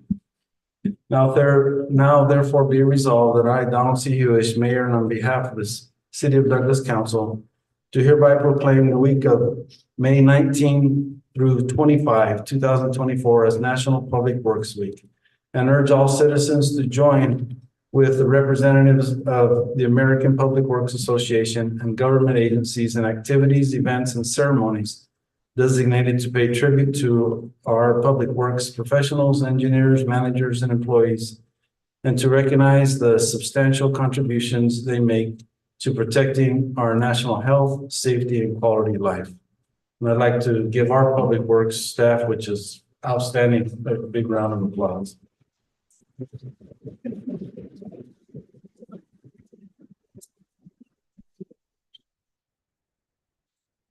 Thank you. Item number 6, persons wishing to address the council in writing or verbally on any item not on the agenda. Do we have anyone this evening? Not for this item, Mr. Mayor. Thank you very much. Item number 7, discussion decision on approval of consent agenda items. And at the request of one of our council members, I'd like to remove item B from that. So we will put on the consent agenda item B, expenditures for the month of April 2024 totaling $2,546,294.04. And C, meeting minutes for April 10 and 25, 2024. May I have a motion to approve the consent agenda items B and C? Mayor, Yes, please, Ms. Morales. I move that mayor and council approve consent agenda items B and C as presented. Is there a second? Second. Motion by Ms. Morales, second by Mrs. Acosta to approve the consent agenda items B and C. Roll call, please. Councilmember Montaño, Yes. Councilmember Acosta, Yes. Councilmember Shelton, Yes. Councilmember Valdenegro, Yes. Councilmember Richard Acosta, Yes. Mayor Pro Tempore Morales, Yes. Mr. Mayor. Yes, motion carries. Now we'll discuss item 7A, receipt of the final 2000 fiscal year 23 audited financials. Mr. Pedrosa, can you walk us through those, please? Mr. Mayor, yeah, we defer to Mr. Martinez. Thank you, Mr. Martinez. Didn't see you, my apologies. Good evening, Mr. Mayor, members of the council. The city of Douglas received its annual comprehensive financial report, also known as ACFR, our single audit and independent auditors report, our annual expenditure limitation report, and HERF compliance report for the year ended 6/30/2023. The audit was conducted by the auditing firm, the Pun Group. The auditors issued an unmodified auditor's report indicating they concluded that the financial statements are presented fairly, accurately reflecting the city's financial status, position, and operations in accordance with the relevant financial reporting standards.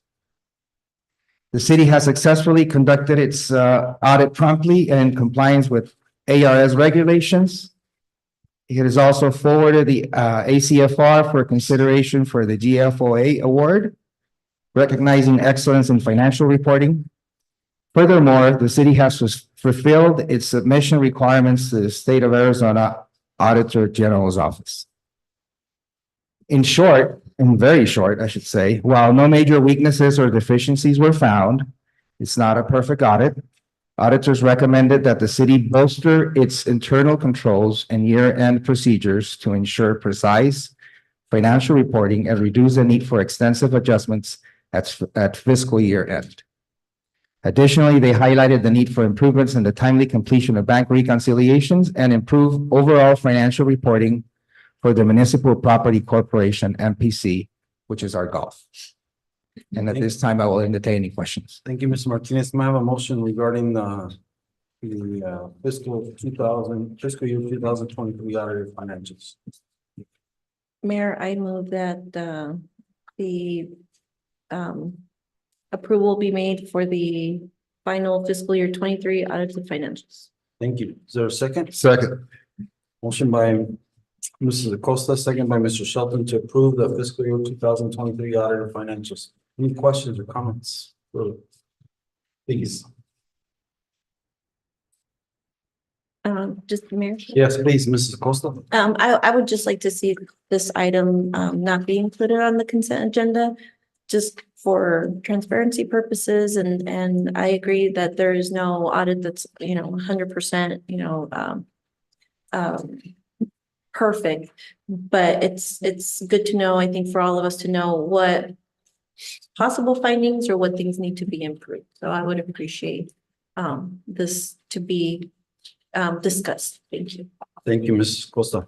Do we post this, or what posting requirements do we have for this, if any? Mr. Mayor, we do post this on our website as soon as it's received for the fiscal year and our financials. So it is available for public consumption. Thank you. Anyone else? Hearing none, roll call, please. Councilmember Montaño, Yes. Councilmember Acosta, Yes. Councilmember Shelton, Yes. Councilmember Valdenegro, Yes. Councilmember Richard Acosta, Yes. Mayor Pro Tempore Morales, Yes. Mr. Mayor, Yes, motion carries. I'd like to take a couple items out of order if the council doesn't object to that. Dealing with our two public hearings that we had earlier in the day. We'd like to go to item 8F. Is everybody okay with that? Any objections on this session? We'll go to 8F, which is discussing decision on the conditional use permit 2024-02 Loma Daycare and MHR zoning district conditional use permit appeal. Ms. Gonzalez, please. Good evening, Mr. Mayor, members of the council. Applicant Samuel Nieblas, on behalf of property owners Bonifacio and Angelita Lomelí, filed a request for appeal of the decision by the Planning and Zoning Commission of approval with conditions on a major conditional use permit. The conditional use permit is required to allow for the use of the commercial childcare facility and with deviations from underlying zoning, which is currently zoned mobile home residential. The proposed use as of right is not allowed in the mobile home residential zoning district per Douglas Municipal Code. And that is why the major conditional use permit process was necessary. In addition to recognizing the use, Mr. Nieblas is proposing to build a 6-foot block wall along the frontage and infringing upon the 25-foot side setback of the property. And that request was denied by Planning and Zoning Commission, hence the appeal. Thank you. May I have a motion regarding the conditional use permit appeal?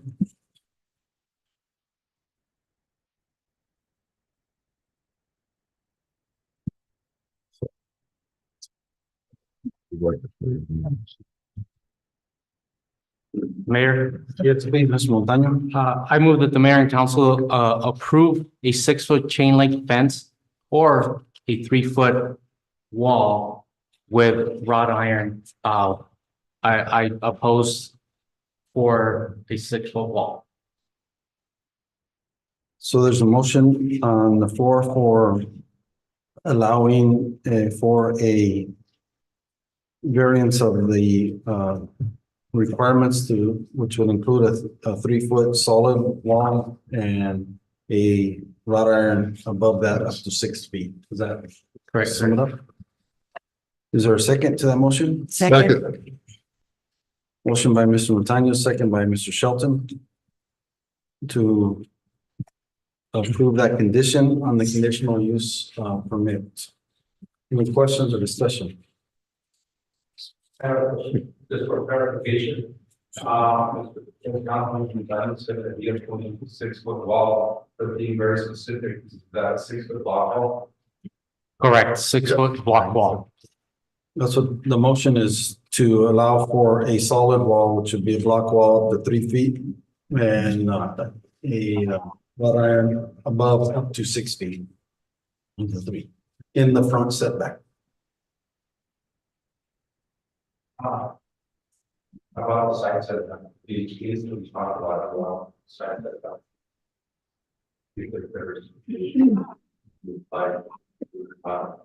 verify that as well. Because for us, it will be front and the side.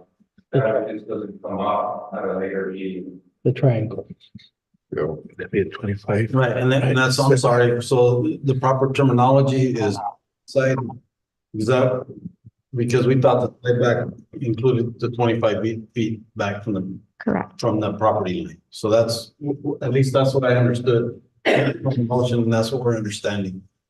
So it includes that to go to take the 25-foot back on all front and all sides. That makes sense. Well, not all sides.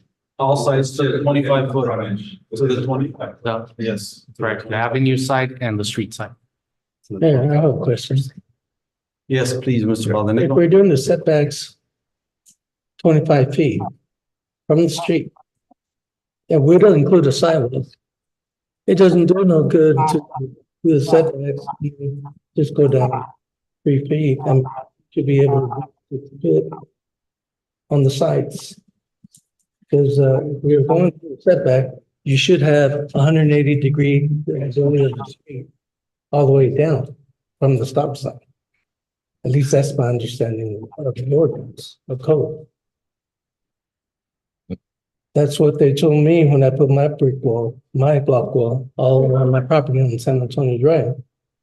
That I had to go all the way back because of setbacks. Because the traffic light, the traffic sign had to be where I could see down the street in my vehicle, 180. And I think that's what we're saying. Correct me if I'm wrong. Someone. But the thing is, if we said do the setback, it should be no problem, just going up 6 feet. If you put the stop sign where it goes, if you have the setbacks already in place, should be able to just go up 6 feet. Period. Not just 3 feet, right? Alongside of the triangle. But the current zoning doesn't allow that. No, sir, it does not. That's the issue. And that's why the conditional use. The way it sits right now, it's not, right?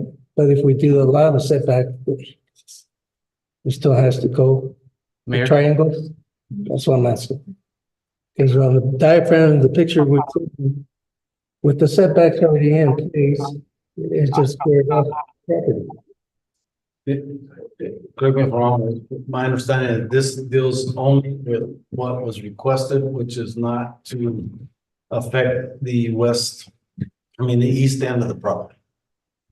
The conditional use permit was requesting for A 6-foot block wall along the front and infringing upon the side setback. based on the building permit request. Correct. So that goes to the driveway in the front. Doesn't include the intersection. The east intersection, no. And there's no construction planned in that area, is my understanding, at this time. That would be a whole other issue. Right. Does that make sense? So should we have the five things? Amendment? No, because this is dealing specifically with the conditional use permit appeal. Appeal. Right. Correct. Mr. Montaño, did you have something?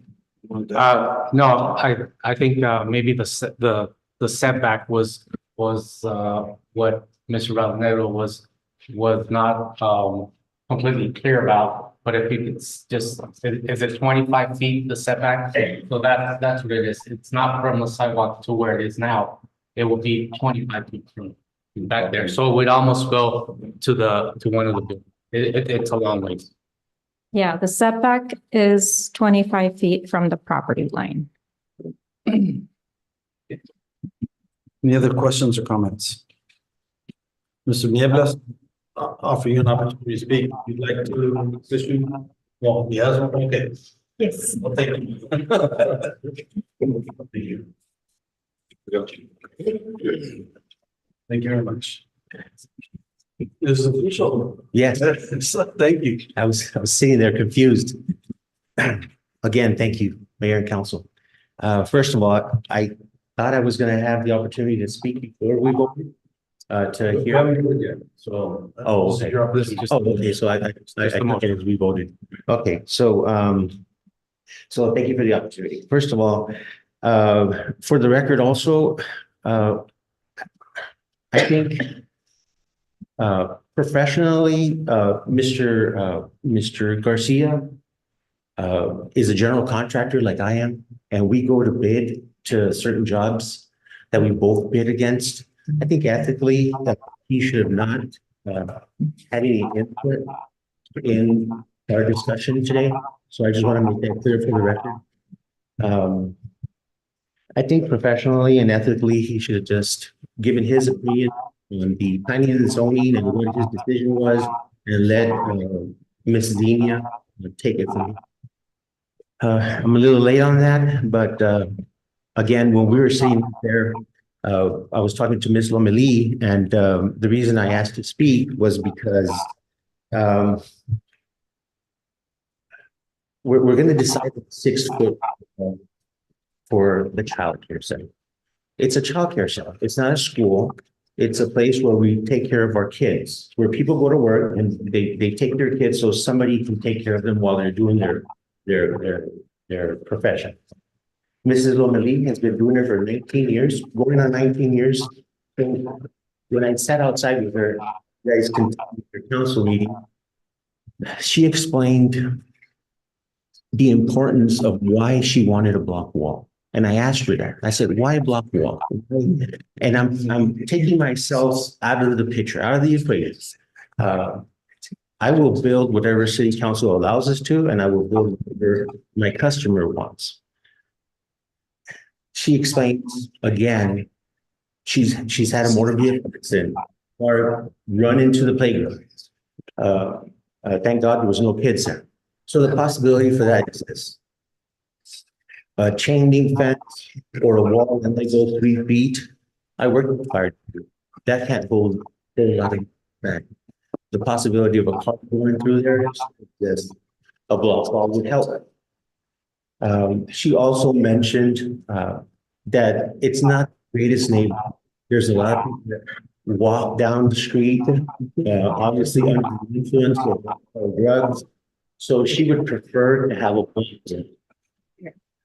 Like we showed in the map, the block wall is not the entire section of the property along the street. It's only about 60 some feet. The rest is chain link on basically the east side where the block wall ends. So if you guys can consider that and give her the opportunity, we value your input. We really do. I do, Mrs. Lomelí, her husband do. But if we can give her the support, because she's the one that operates that business. We're not there 8 hours, 10 hours, or 16 hours a day. She knows what's best for the kids. And she would like for you to consider a 6-foot block wall. Thank you, Mr. Nieves. Thank you. Anyone else from the council, please? What's on the west wall? Mr. Shelton, Yes. please. What's on the west wall? Chain link. So that's wall of the property. Yeah.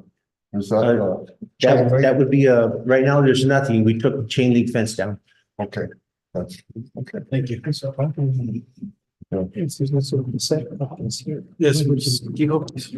Yes, Mayor, members of the council, I'm just hoping we can restate the motion, just to make sure that we have it exactly the way it's intended, because there's been, some back and forth, please.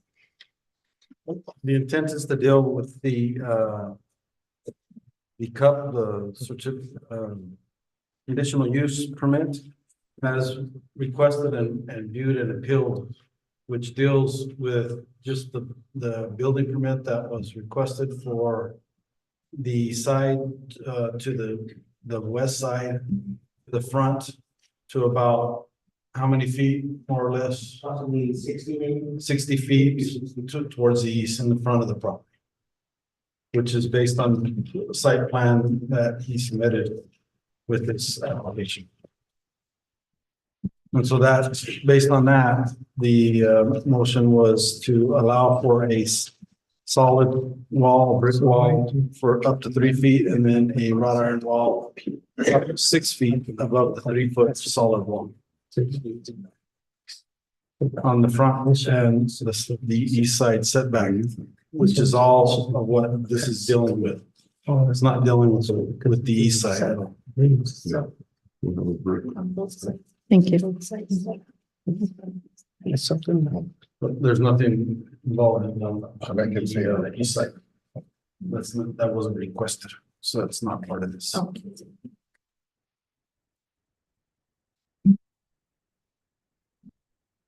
Thank you. Any other questions from the council?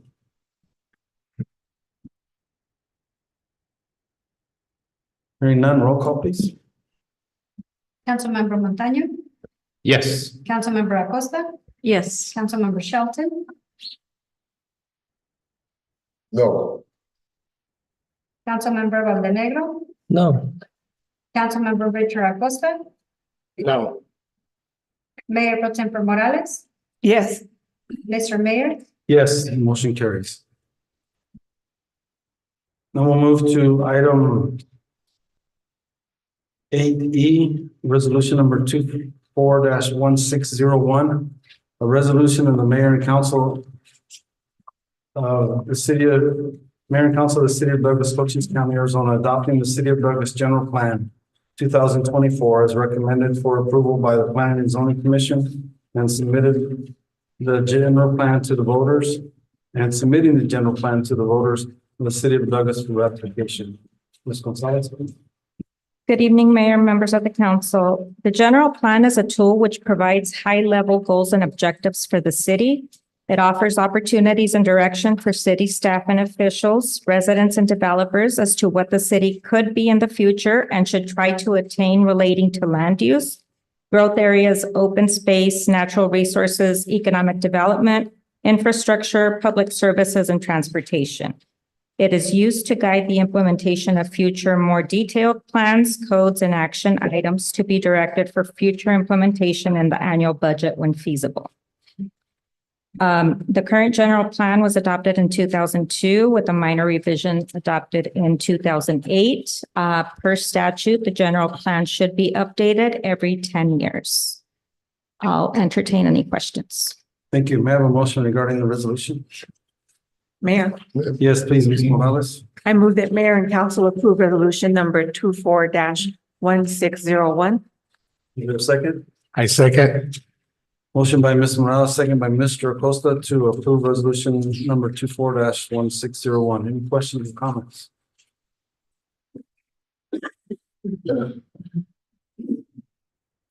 Mayor? Yes, please, Mr. Montaño. Just a quick comment. Although we're voting on this for it to go on the ballot, just want to make sure that everybody understands that it's not a final document. Like, she explained earlier, this is a working document that can always be updated, through the city council. So it's nothing final. Correct. Thank you, Mr. Montaño. Anyone else? Hearing none, roll call, please. Councilmember Montaño, Yes. Councilmember Acosta, Yes. Councilmember Shelton. Yes. Councilmember Valdenegro, Yes. Councilmember Richard Acosta. Yes. Mayor Pro Tempore Morales. Yes. Mr. Mayor, Yes, motion carries. We'll go back to item 8A, discussion decision on second reading of ordinance number 24-1189, an ordinance of the mayor and council of the city of Douglas, Cochise County, Arizona, amending the city personnel rules and regulations adopted pursuant to ordinance 684 and last amended by ordinance 22-1155, establishing severability of components of ordinance and establishing an effective date thereof. Ms. Pedrosa, please. Good evening, Mayor, members of the council. Last week, we brought before you the change to the personnel rules by first reading of the ordinance, to add Juneteenth into our holiday schedule. From that meeting, we got the request to go back to employees and survey them again, which we did. We sent out the survey that same night and received a total of 80 responses. We asked employees to provide us their top 3 choices from the list provided, and you all have a list of the results and which are the holidays that were given to them as a choice. But there was also the other component where they could write in whichever holiday thought that should be added, but it was not on the list. We did have 64 votes for Easter Monday, 49 for Good Friday, and 36 for both Christmas Eve and Juneteenth, the same number, and 23 for half Christmas Eve, half New Year's Eve, 21 for New Year's Eve, 8 for Columbus Day, and as a write-in, we had Cesar Chavez Day and Super Bowl Monday as 1 vote for each. I'm not sure if Mrs. Ukiko would like to state what the staff's recommendation is, but we're here for any questions you might have. Thank you. Mr. Kiko, please. Thank you, Mayor and members of the council. Based on our previous discussions and Juneteenth coming up for now a second year as a possible consideration, I believe that following the observed schedule as close as we can, I think is important. And that's, I think the reason to make a recommendation from the perspective of staff or the city manager to continue to move forward with the Juneteenth holiday, but consider the additional holiday, which was our lead in this survey of Easter Monday, if the council wants to consider two holidays. If there is consideration for a third holiday, that would be Good Friday as the next. Now, initially, I think I talked about an operational concern with trash collection would be the only service that's always in question when we have holidays. We don't collect regular schedules of trash on Wednesdays. So any week that we observe a holiday, we use Wednesday as the catch-up day. So in the only other instance where holidays are observed on a back-to-back basis is Thanksgiving and Friday after Thanksgiving. And we use the Wednesday to catch up and for one day, but then have to catch up, I think, on the following week for the rest. And in this case, if it were considered to be a 3-day holiday edition, it would be a Good Friday, Easter Monday would actually fall on 2 separate weeks where we could catch up on that operational issue on the Wednesday of each of the 2 weeks. So we wouldn't go beyond the weeks. But that I just wanted to state, from my perspective, would be the largest operational concern by adding these holidays. I also believe that the addition of more holidays always helps in our recruitment efforts. We do have great benefits and we try and really keep to our good benefits by doing really good in our self-funded plan for health insurance and other items. But we sometimes don't compete in other areas where private markets exceed the ability for local governments to be at par with that. So I think this also has a good stability in that recruitment effort, I think, for the city to be able to enjoy or to rebound that as well. Thank you. In an effort to not get all crazy with amendments and such like that, if I would like to open it up for any questions or discussion first before we go to a motion, because I don't want Mr. Fitzgibbon to pull the rest of his hair out and figure out what we're talking about and what amendments we want to make, if any. So I'll allow any questions or discussion. Mr. Mayor, first and Yes. foremost, I'd like to thank Mrs. Garcia Pedrosa for giving us the data. And I mean, I know that we're recommending maybe 2, maybe 3, but I also think that we should, first reading was about Juneteenth, but it's also important to, maybe give them 1 or 2 more extra days. So if we give them Good Friday, it'd be a good idea to give them Easter Monday, because absenteeism will be way up there. And I know from experience, being with the school system for a long time, that usually happens, so. Thank you, Mr. Acosta. Which you mentioned the schools, did we get back from them whether they honor Juneteenth The school district does not this time? at this time. Right. It's Any other not in questions? session, Mayor. Yes, Mr. Lanego? They're not in session. The school, But they have summer employees. schools, yeah, but they have employees, but They have employees, so. but they don't work. They're regular employees, they're school teachers. Mr. Clarification, Mr. Baldonado didn't mean that the employees don't work. He didn't mean to infer that at all. No, he didn't. Thank you, Mr. Shelton, please. Did you have something? Yes. On our motion, should we recommend, it doesn't say that. Do we have to amend this then after we? Dennis, I would believe we would have to include that as part of our motion to include any other holiday that we would like to propose. Yes, Mr. Mayor, I think that's correct. I think council needs to decide how many extra holidays and which ones that they're gonna be. And so the motion would be as given and suggested, but adding those those days to that versus amending the motion or anything like that. Just make the motion and include what days you would think, and if people think different, then we might get.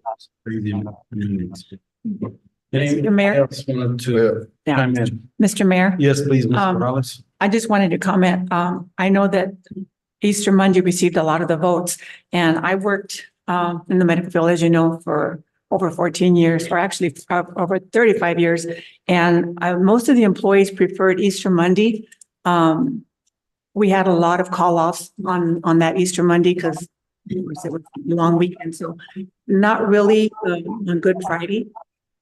So that's just my opinion, that my employees valued the Easter Monday more than they did the Good Friday.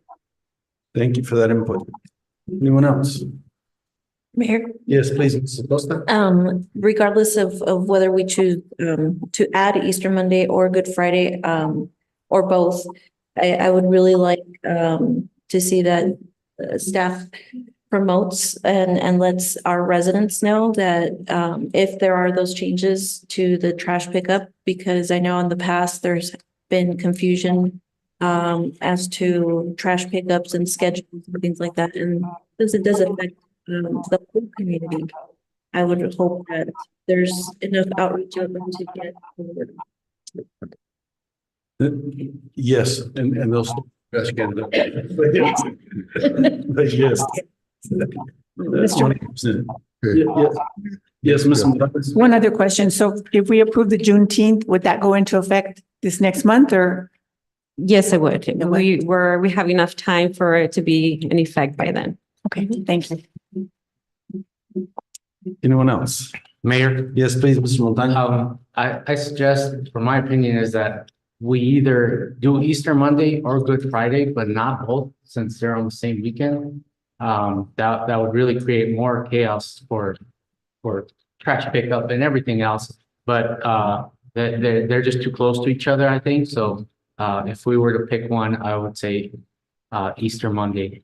And for sure, since the original motion was for Juneteenth, we keep that. Thank you. Mr. Mayor. Yes, please, Mr. Shelton. Okay, Mr. Costa. Yes, Do the schools get the Monday off after Easter? yes, sir. Okay. And, I would go along with, From my experience, because the school, our Unified School District does have a committee member for each school and each department.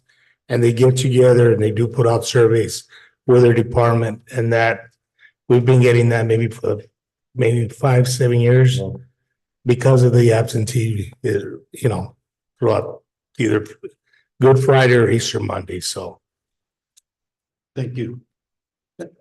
I'd like to offer a possibility of a suggestion, which would be, I know we threw out the half days on Christmas Eve and New Year's Eve, but I was wondering and thinking was earlier today that what a half day on Good Friday and a half day at Christmas Eve would be. And in addition to Easter Monday and Juneteenth, of what that would look like. Logistic wise, I'll ask that question first. Does that seem to pose any issues? As far as for employees, that would take it to 14 or the equivalent of 14 holidays, because we would have 13 full holidays and 2 half days. Therefore, the hours would be equivalent to 112 hours for regular staff and 224 for fire staff, because they have a different schedule. I had the numbers for all of that for 12, 13. But other than accounting, payroll, there's not really. No, because the employees would enter their time as, for example, 4 hours worked, 4 hours of holiday. As far as logistics for trash collection, it would help that they have the 4 hours initially, so it's not like they would need to change the days of pickup for those particular half days, I would think. But we would have to check also with our public works staff. Right, exactly. Thank you. That's just one thought that I had. Any other questions or comments? Yes, Mr. Montaño. Just not because you're the mayor, but I think that was a great idea. But I think that by adding those half days, that almost takes care of the top three choices from the employees. And since we sent the survey to get their input, I think that's great that we would accommodate for the most part and make this give it its true value. So.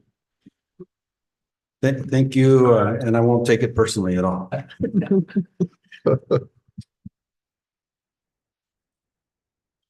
Any other questions or comments? So, again, the motion should be as of what we have in front of us with addition of whatever holidays you think we should add. So I'll ask for a motion at this time. Mayor, Yes, please, Mrs. Acosta. I move that mayor and council approve the second reading of ordinance number 24-1189 by number and title only, and adding Easter Monday as a full holiday, Good Friday as half a day, and Christmas Eve as half a day, and Juneteenth, obviously. Right, which is in the. Yeah. Is there a second? Second. Motion by Mrs. Acosta, second by Mr. Baldanegro to approve the second reading of ordinance number 24-1189 by number and title only, and to include Easter Monday as a full holiday, Good Friday as half, and Christmas Eve as half days. Also, Dennis, does that satisfy requirements? Yes, I think that's clear enough. Thank you. Any questions or discussion on that motion? Hearing none, roll call, please. Councilmember Montaño, Yes. Councilmember Acosta. Yes. Councilmember Shelton. Yes. Councilmember Valdenegro. Yes. Councilmember Richard Acosta. Yes. Mayor Pro Tempore Morales. Yes. Mr. Mayor. Yes, motion carries. Item number 8B, discussing decision on first reading of ordinance number 24-1190. An ordinance of the mayor and council of the city of Douglas, Cochise County, Arizona, levying upon the assessed valuation of the property within the city of Douglas, subject to taxation, a certain rate upon each $100 valuation sufficient to raise the amount estimated to be required in the annual budget, and providing funds for general expenses, general municipal expenses, and for the fiscal year ending the 30th day of June 2025. Establishing severability of components of ordinance and establishing an effective date thereof. Mr. Martinez. Good evening again, Mr. Mayor, members of the council. Every fiscal year, the city of Douglas is required to adopt its annual property tax levy and submit certification of this levy to the Cochise County Board of Supervisors no later than the third Monday in August. This year, the certification must be submitted on or before August 19th, 2024. Staff is recommending a property tax rate for this year to lower it from 1.1147 to 1.1138, which would levy $703,542. That is an increase from last year as far as the tax levy from $681,841. And that is mostly due to new construction and higher assessed values. But the actual rate again is going down by 0.009. Thank you. May I have a motion for the placement of the ordinance? Mayor, Yes, please, Mr. Acosta. I move that mayor and council approve the placement of ordinance number 24-1190 on its first reading by number and title only. Is there a second? I second. Motion by Mrs. Acosta, second by Mr. Acosta, to approve the placement of ordinance number 24-1190 on its first reading by number and title only. Any questions or comments? Hearing none, roll call, please. Councilmember Montaño. Yes. Councilmember Acosta. Yes. Councilmember Shelton. Yes. Councilmember Valdenegro. Yes. Councilmember Richard Acosta. Yes. Mayor Pro Tempore Morales. Yes. Mr. Mayor. Yes, motion carries. An ordinance of the mayor and council of the city of Douglas, Cochise County, Arizona, levying upon the assessed valuation of the property within the city of Douglas, subject to taxation, a certain rate upon each $100 of valuation sufficient to raise the amount estimated to be required in the annual budget, and providing funds for general municipal expenses, all for the fiscal year ending the 30th day of June 2025. Establishing severability of components of ordinance and establishing an effective date thereof. Thank you. May I have a motion regarding the approval of the first reading? Mr. Mayor, Yes, Mr. Shelton, please. I move the mayor and council approve the first reading of ordinance number 24-1190 and to place it on second reading by number and title only. Is there a second? Second. Motion by Mr. Shelton, second by Mrs. Acosta to approve the first reading of ordinance number 24-1190 and to place it on second reading by number and title only. Any questions or discussion?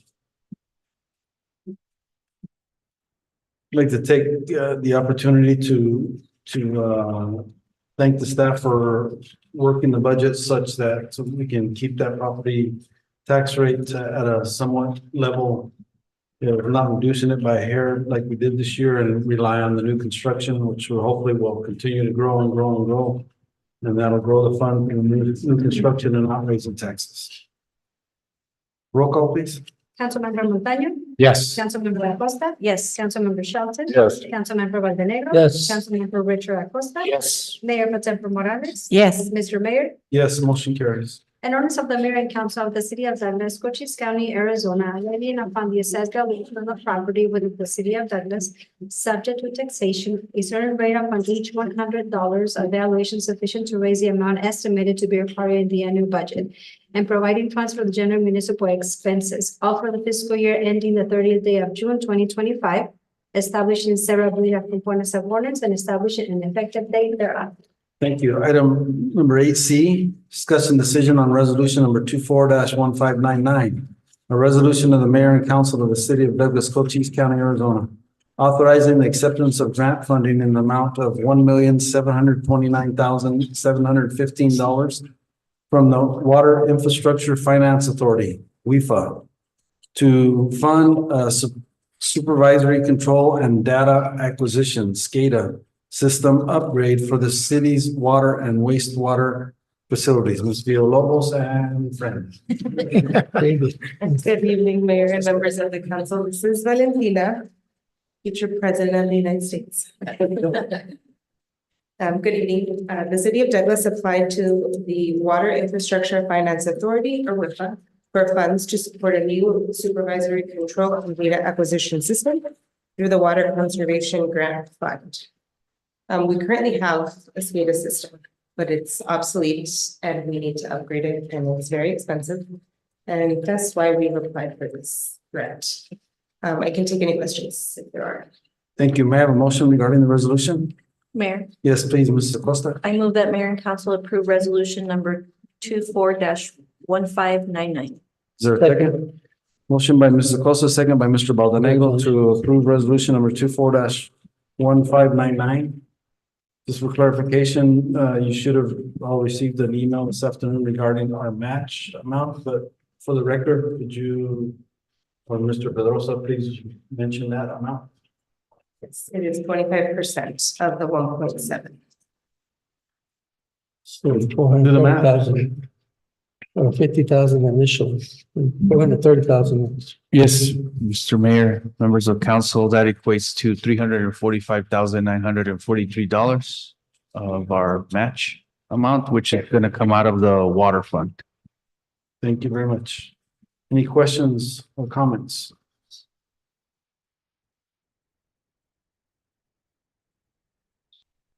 Hearing none, roll call please. Councilmember Montaño. Yes. Councilmember Acosta. Yes. Councilmember Shelton. Yes. Councilmember Valdenegro. Yes. Councilmember Richard Acosta. Yes. Mayor Pro Tempore Morales. Yes. Mr. Mayor. Yes, motion carries. Item number 8D. Discussing decision on resolution number 24-1600. A resolution of the mayor and council of the city of Douglas, Cochise County, Arizona, authorizing the acceptance of grant funding in the amount of $200,000 from the Water Infrastructure Finance Authority, WIFA, to fund a comprehensive study aimed at assessing wastewater plant discharge practices and exploring potential reuse options within the community. Ms. Villalobos, an assistant. Good evening, Mayor, members of the council. The city of Douglas applied to WIFA for funds to conduct a study of the wastewater treatment plant's effluent discharge and explore potential reuse options. Can take any questions. Thank you very much. May I have a motion regarding the resolution? Mayor, Yes, please, Mr. Acosta. I move that mayor and council approve resolution number 24-1600. Is there a second? Second. Motion by Mrs. Costa, second by Mr. Baldonado to approve resolution number 24-1600. Again, for the record, the matching amount for this one, This will also be 25%. 25%. The mathematicians could answer before Mr. Pedrosa. 45. Mr. Pedrosa, please. It equates to 50,000, Mr. Mayor. Thank you very much. Any questions or discussion? Mayor. Yes, please, Mrs. Costa. I'm very happy to see that this is, moving along. There's many communities and large communities, and especially, I got to see it in Florida where there's signs posted on lawns of hotels and stuff, you know, the water's non-potable because they use, the, Influence. thank you. So thank you so much for these efforts, and I really hope to see that the city of Douglas someday reuses that water. Thank you. Thank you. Well said, Mrs. Costa. And that's the goal. And I have baby fever. I want to hold that baby. We have to check with your husband first, Yeah, whether he'll allow. I'm gonna strike that motion real quick. I also like to compliment staff for working very closely with WIFA. We've developed a great relationship with them. And in fact, they call us sometimes mentioning grants that we may be able to qualify for. So that's a great relationship, which I compliment staff. Roll call, please. Councilmember Montaño. Yes. Councilmember Acosta. Yes. Councilmember Shelton. Yes. Councilmember Valdenegro. Yes. Councilmember Richard Acosta. Yes. Mayor Pro Tem Morales. Yes. Mr. Mayor. Yes, motion carries. Thank you. Item number 9, discussion decision, call for and conduct an executive session for the following items. Item A, under the authority of ARS 38-431.03 subsections A, 3, 4, and 7, to consider its position, instruct its representatives, and obtain legal advice regarding the purchase, sale, lease, or exchange of real property by the Visitor Center with parcel number 408-25-034. Item B, under the authority of ARS 38-431.03 subsections A3, 4, and 7, to consider its position, instruct its representatives, and obtain legal advice regarding the purchase, sale, lease, or exchange of real property located west of Pan American Avenue and 11th Street with parcel number 409-06-020E. And item C, under the authority of ARS 38-431.03 subsection A3, 4, and 7, to consider its position, instruct its representatives, and obtain legal advice regarding the negotiations and agreement to sell vacant land around the Douglas Municipal Airport. May I have a motion to enter into executive session? Mr. Mayor, Yes, Mr. Shelton, please. I recommend we go into executive session to consider said matters. Is there a second? Second. Motion by Mr. Shelton and seconded by Ms. Acosta to enter into executive session for these items as stated. All in favor signify by saying aye. Aye. Any opposed by nay? The ayes have it. We go to the executive session at 7:06 PM.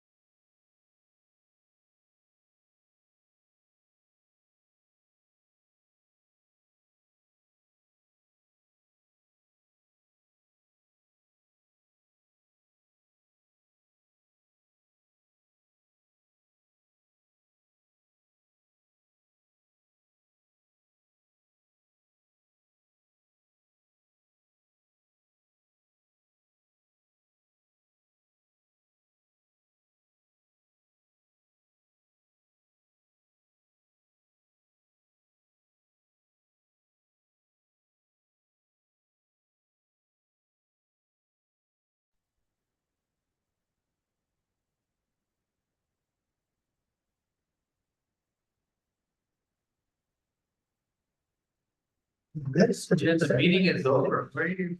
Mr. Mayor?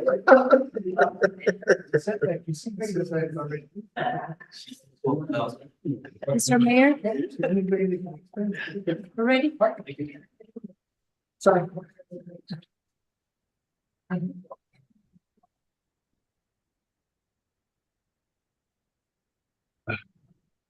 We're back. May I have a motion to adjourn the executive session? I make a motion to adjourn. Second. Motion Executive by session. Mr. Shelton, second by Mr. Balanego to adjourn the executive session. All in favor signify by saying aye. Aye. Any opposed by nay? The ayes have it. We come back into regular session at 8:09. Item 10, update on executive session. Item A regarding property located by the visitor center with parcel number 408-25-034 to end negotiations and not pursue. Item B regarding the property on the west side of Pan American Avenue and 11th Street with parcel number 409-06-020 to continue negotiations for the sale of that property. Item number C, regarding negotiations and agreement to sell vacant land around the Douglas Municipal Airport. The update is to continue the negotiations to finalize the agreement. Item number 11, city manager reports. Mr. Kiko, please. Thank you, Mayor, members of the council. Just as a community calendar update, next week, join us for our 9th annual Douglas Days Community Celebration, May 17th to 18th, as we bring the community together for a fantastic weekend filled with live entertainment, vendors, activities for the whole family to enjoy, and our signature event, our bed races. Still looking for teams, I believe, so encouraging the community to step forward. So new council members are required. New council members are required. All right, On May 20th at 11 a.m., the Community Investment Corporation and Growth Partners of Arizona will present funding options for small business and startups. The seminar will take place in here in our council chamber. Also, lots of things coming up with summer programming. Summer reading program will begin June 3rd. Youth summer camps, June 3rd through the 27th. And camp is being offered to youth Monday through Thursdays from 8 to 12 at Classen Elementary this summer. Swim lessons, June 3rd through the 27th with morning and evening schedules available. Just a quick update on our swimming pool project at Veterans Park. The contractor will complete tiling the large pool this weekend and preparing for the resurfacing of the pool deck. Tiling was completed in the small wading pool. Coping has been installed in the wading pool and is currently being installed in the larger pool. And installation of coping for the large pool will be completed this week. Fencing for the wading pool was ordered and it consists of 4-foot fence with 42-inch gates on the south and east sides of the wading pool. Those are compliance and regulatory items. Filters, this is the big item, finally arrived and are on site. That was the big, the biggest item that we were unsure about just because of the arrival and the order delays. Plastering for both pools will then commence next week. And we do have some plans for bathroom renovations underway as separate to the pool project. And we do have a dumpster on site for all of the debris from the project, which is something that arrived late but is there now. So we are still looking for the completion date of end of May, and we traditionally open that pool on Memorial Day weekend, so we should be okay by that. As far as other announcements, the State Library did provide us an award again for our very popular Wi-Fi hotspot lending program at the library. And we've added a few other programs. It's an Act 1 Culture Pass that provides access to 17 attractions statewide, botanical gardens, different galleries, zoos. So lots of great stuff for with children and the youth at the library. partnership with the American Heart Association, we are also working on blood pressure monitoring kits to library card holders for home use. So the library continues to really expand their programming, especially in the summer. They're very successful with LSTA grants and they're doing a great job. And we have Representative Raul Grijalva staff that joins the library periodically. The next visit is May 9th between 10 and noon, and residents are invited to meet for assistance concerning federal issues such as passports, social security, citizenship, and immigration services. Thank you. Thank you, Mr. Quijoa. Item number 12, additional informational items and reports from council and future agenda item requests. Anyone from the council? Mayor, Yes, please, Mr. Bocanegra. I would like to see movie night or something at downtown, as part of the Energize Douglas, where we can set up for a movie. If it's okay with Mrs. Smith and the recreation staff. Yeah, would staff please look into that? And also, I'd like to know what happened with the aquatic center parking lot. Was it resurfaced or was it? Is that something the city did or the school? Aquatic parking lot. It has to do with the solar shade parking structures that are going on. Correct, yes. Oh, that's great. I don't believe there's been resurfacing, but the solar shades are also going up at City Hall and at the golf course. They should be blue staking and prepping and drilling maybe the areas where the poles are gonna go. Good. When our downtown, our city hall gonna have our. City Hall's also gonna be, I know it's in the program. I just want to know. When? um, City Hall's on the agenda for. City Hall is also getting prepped at this point. The golf course is another site that will get the solar shades and the aquatic center. Genia, have they provided a time frame as to when that? No. No, Mr. Mayor, members of the council, so they did soil sampling last week. They're doing drilling and staking, blue staking this week. We're hoping that it'll be done before the end of the fiscal year, not sure yet, but City Hall solar shade structures on the east parking lot and part of the west parking lot. So, Thank yes, you. and aquatic center as well, and golf course, like Mr. Pedrosa stated.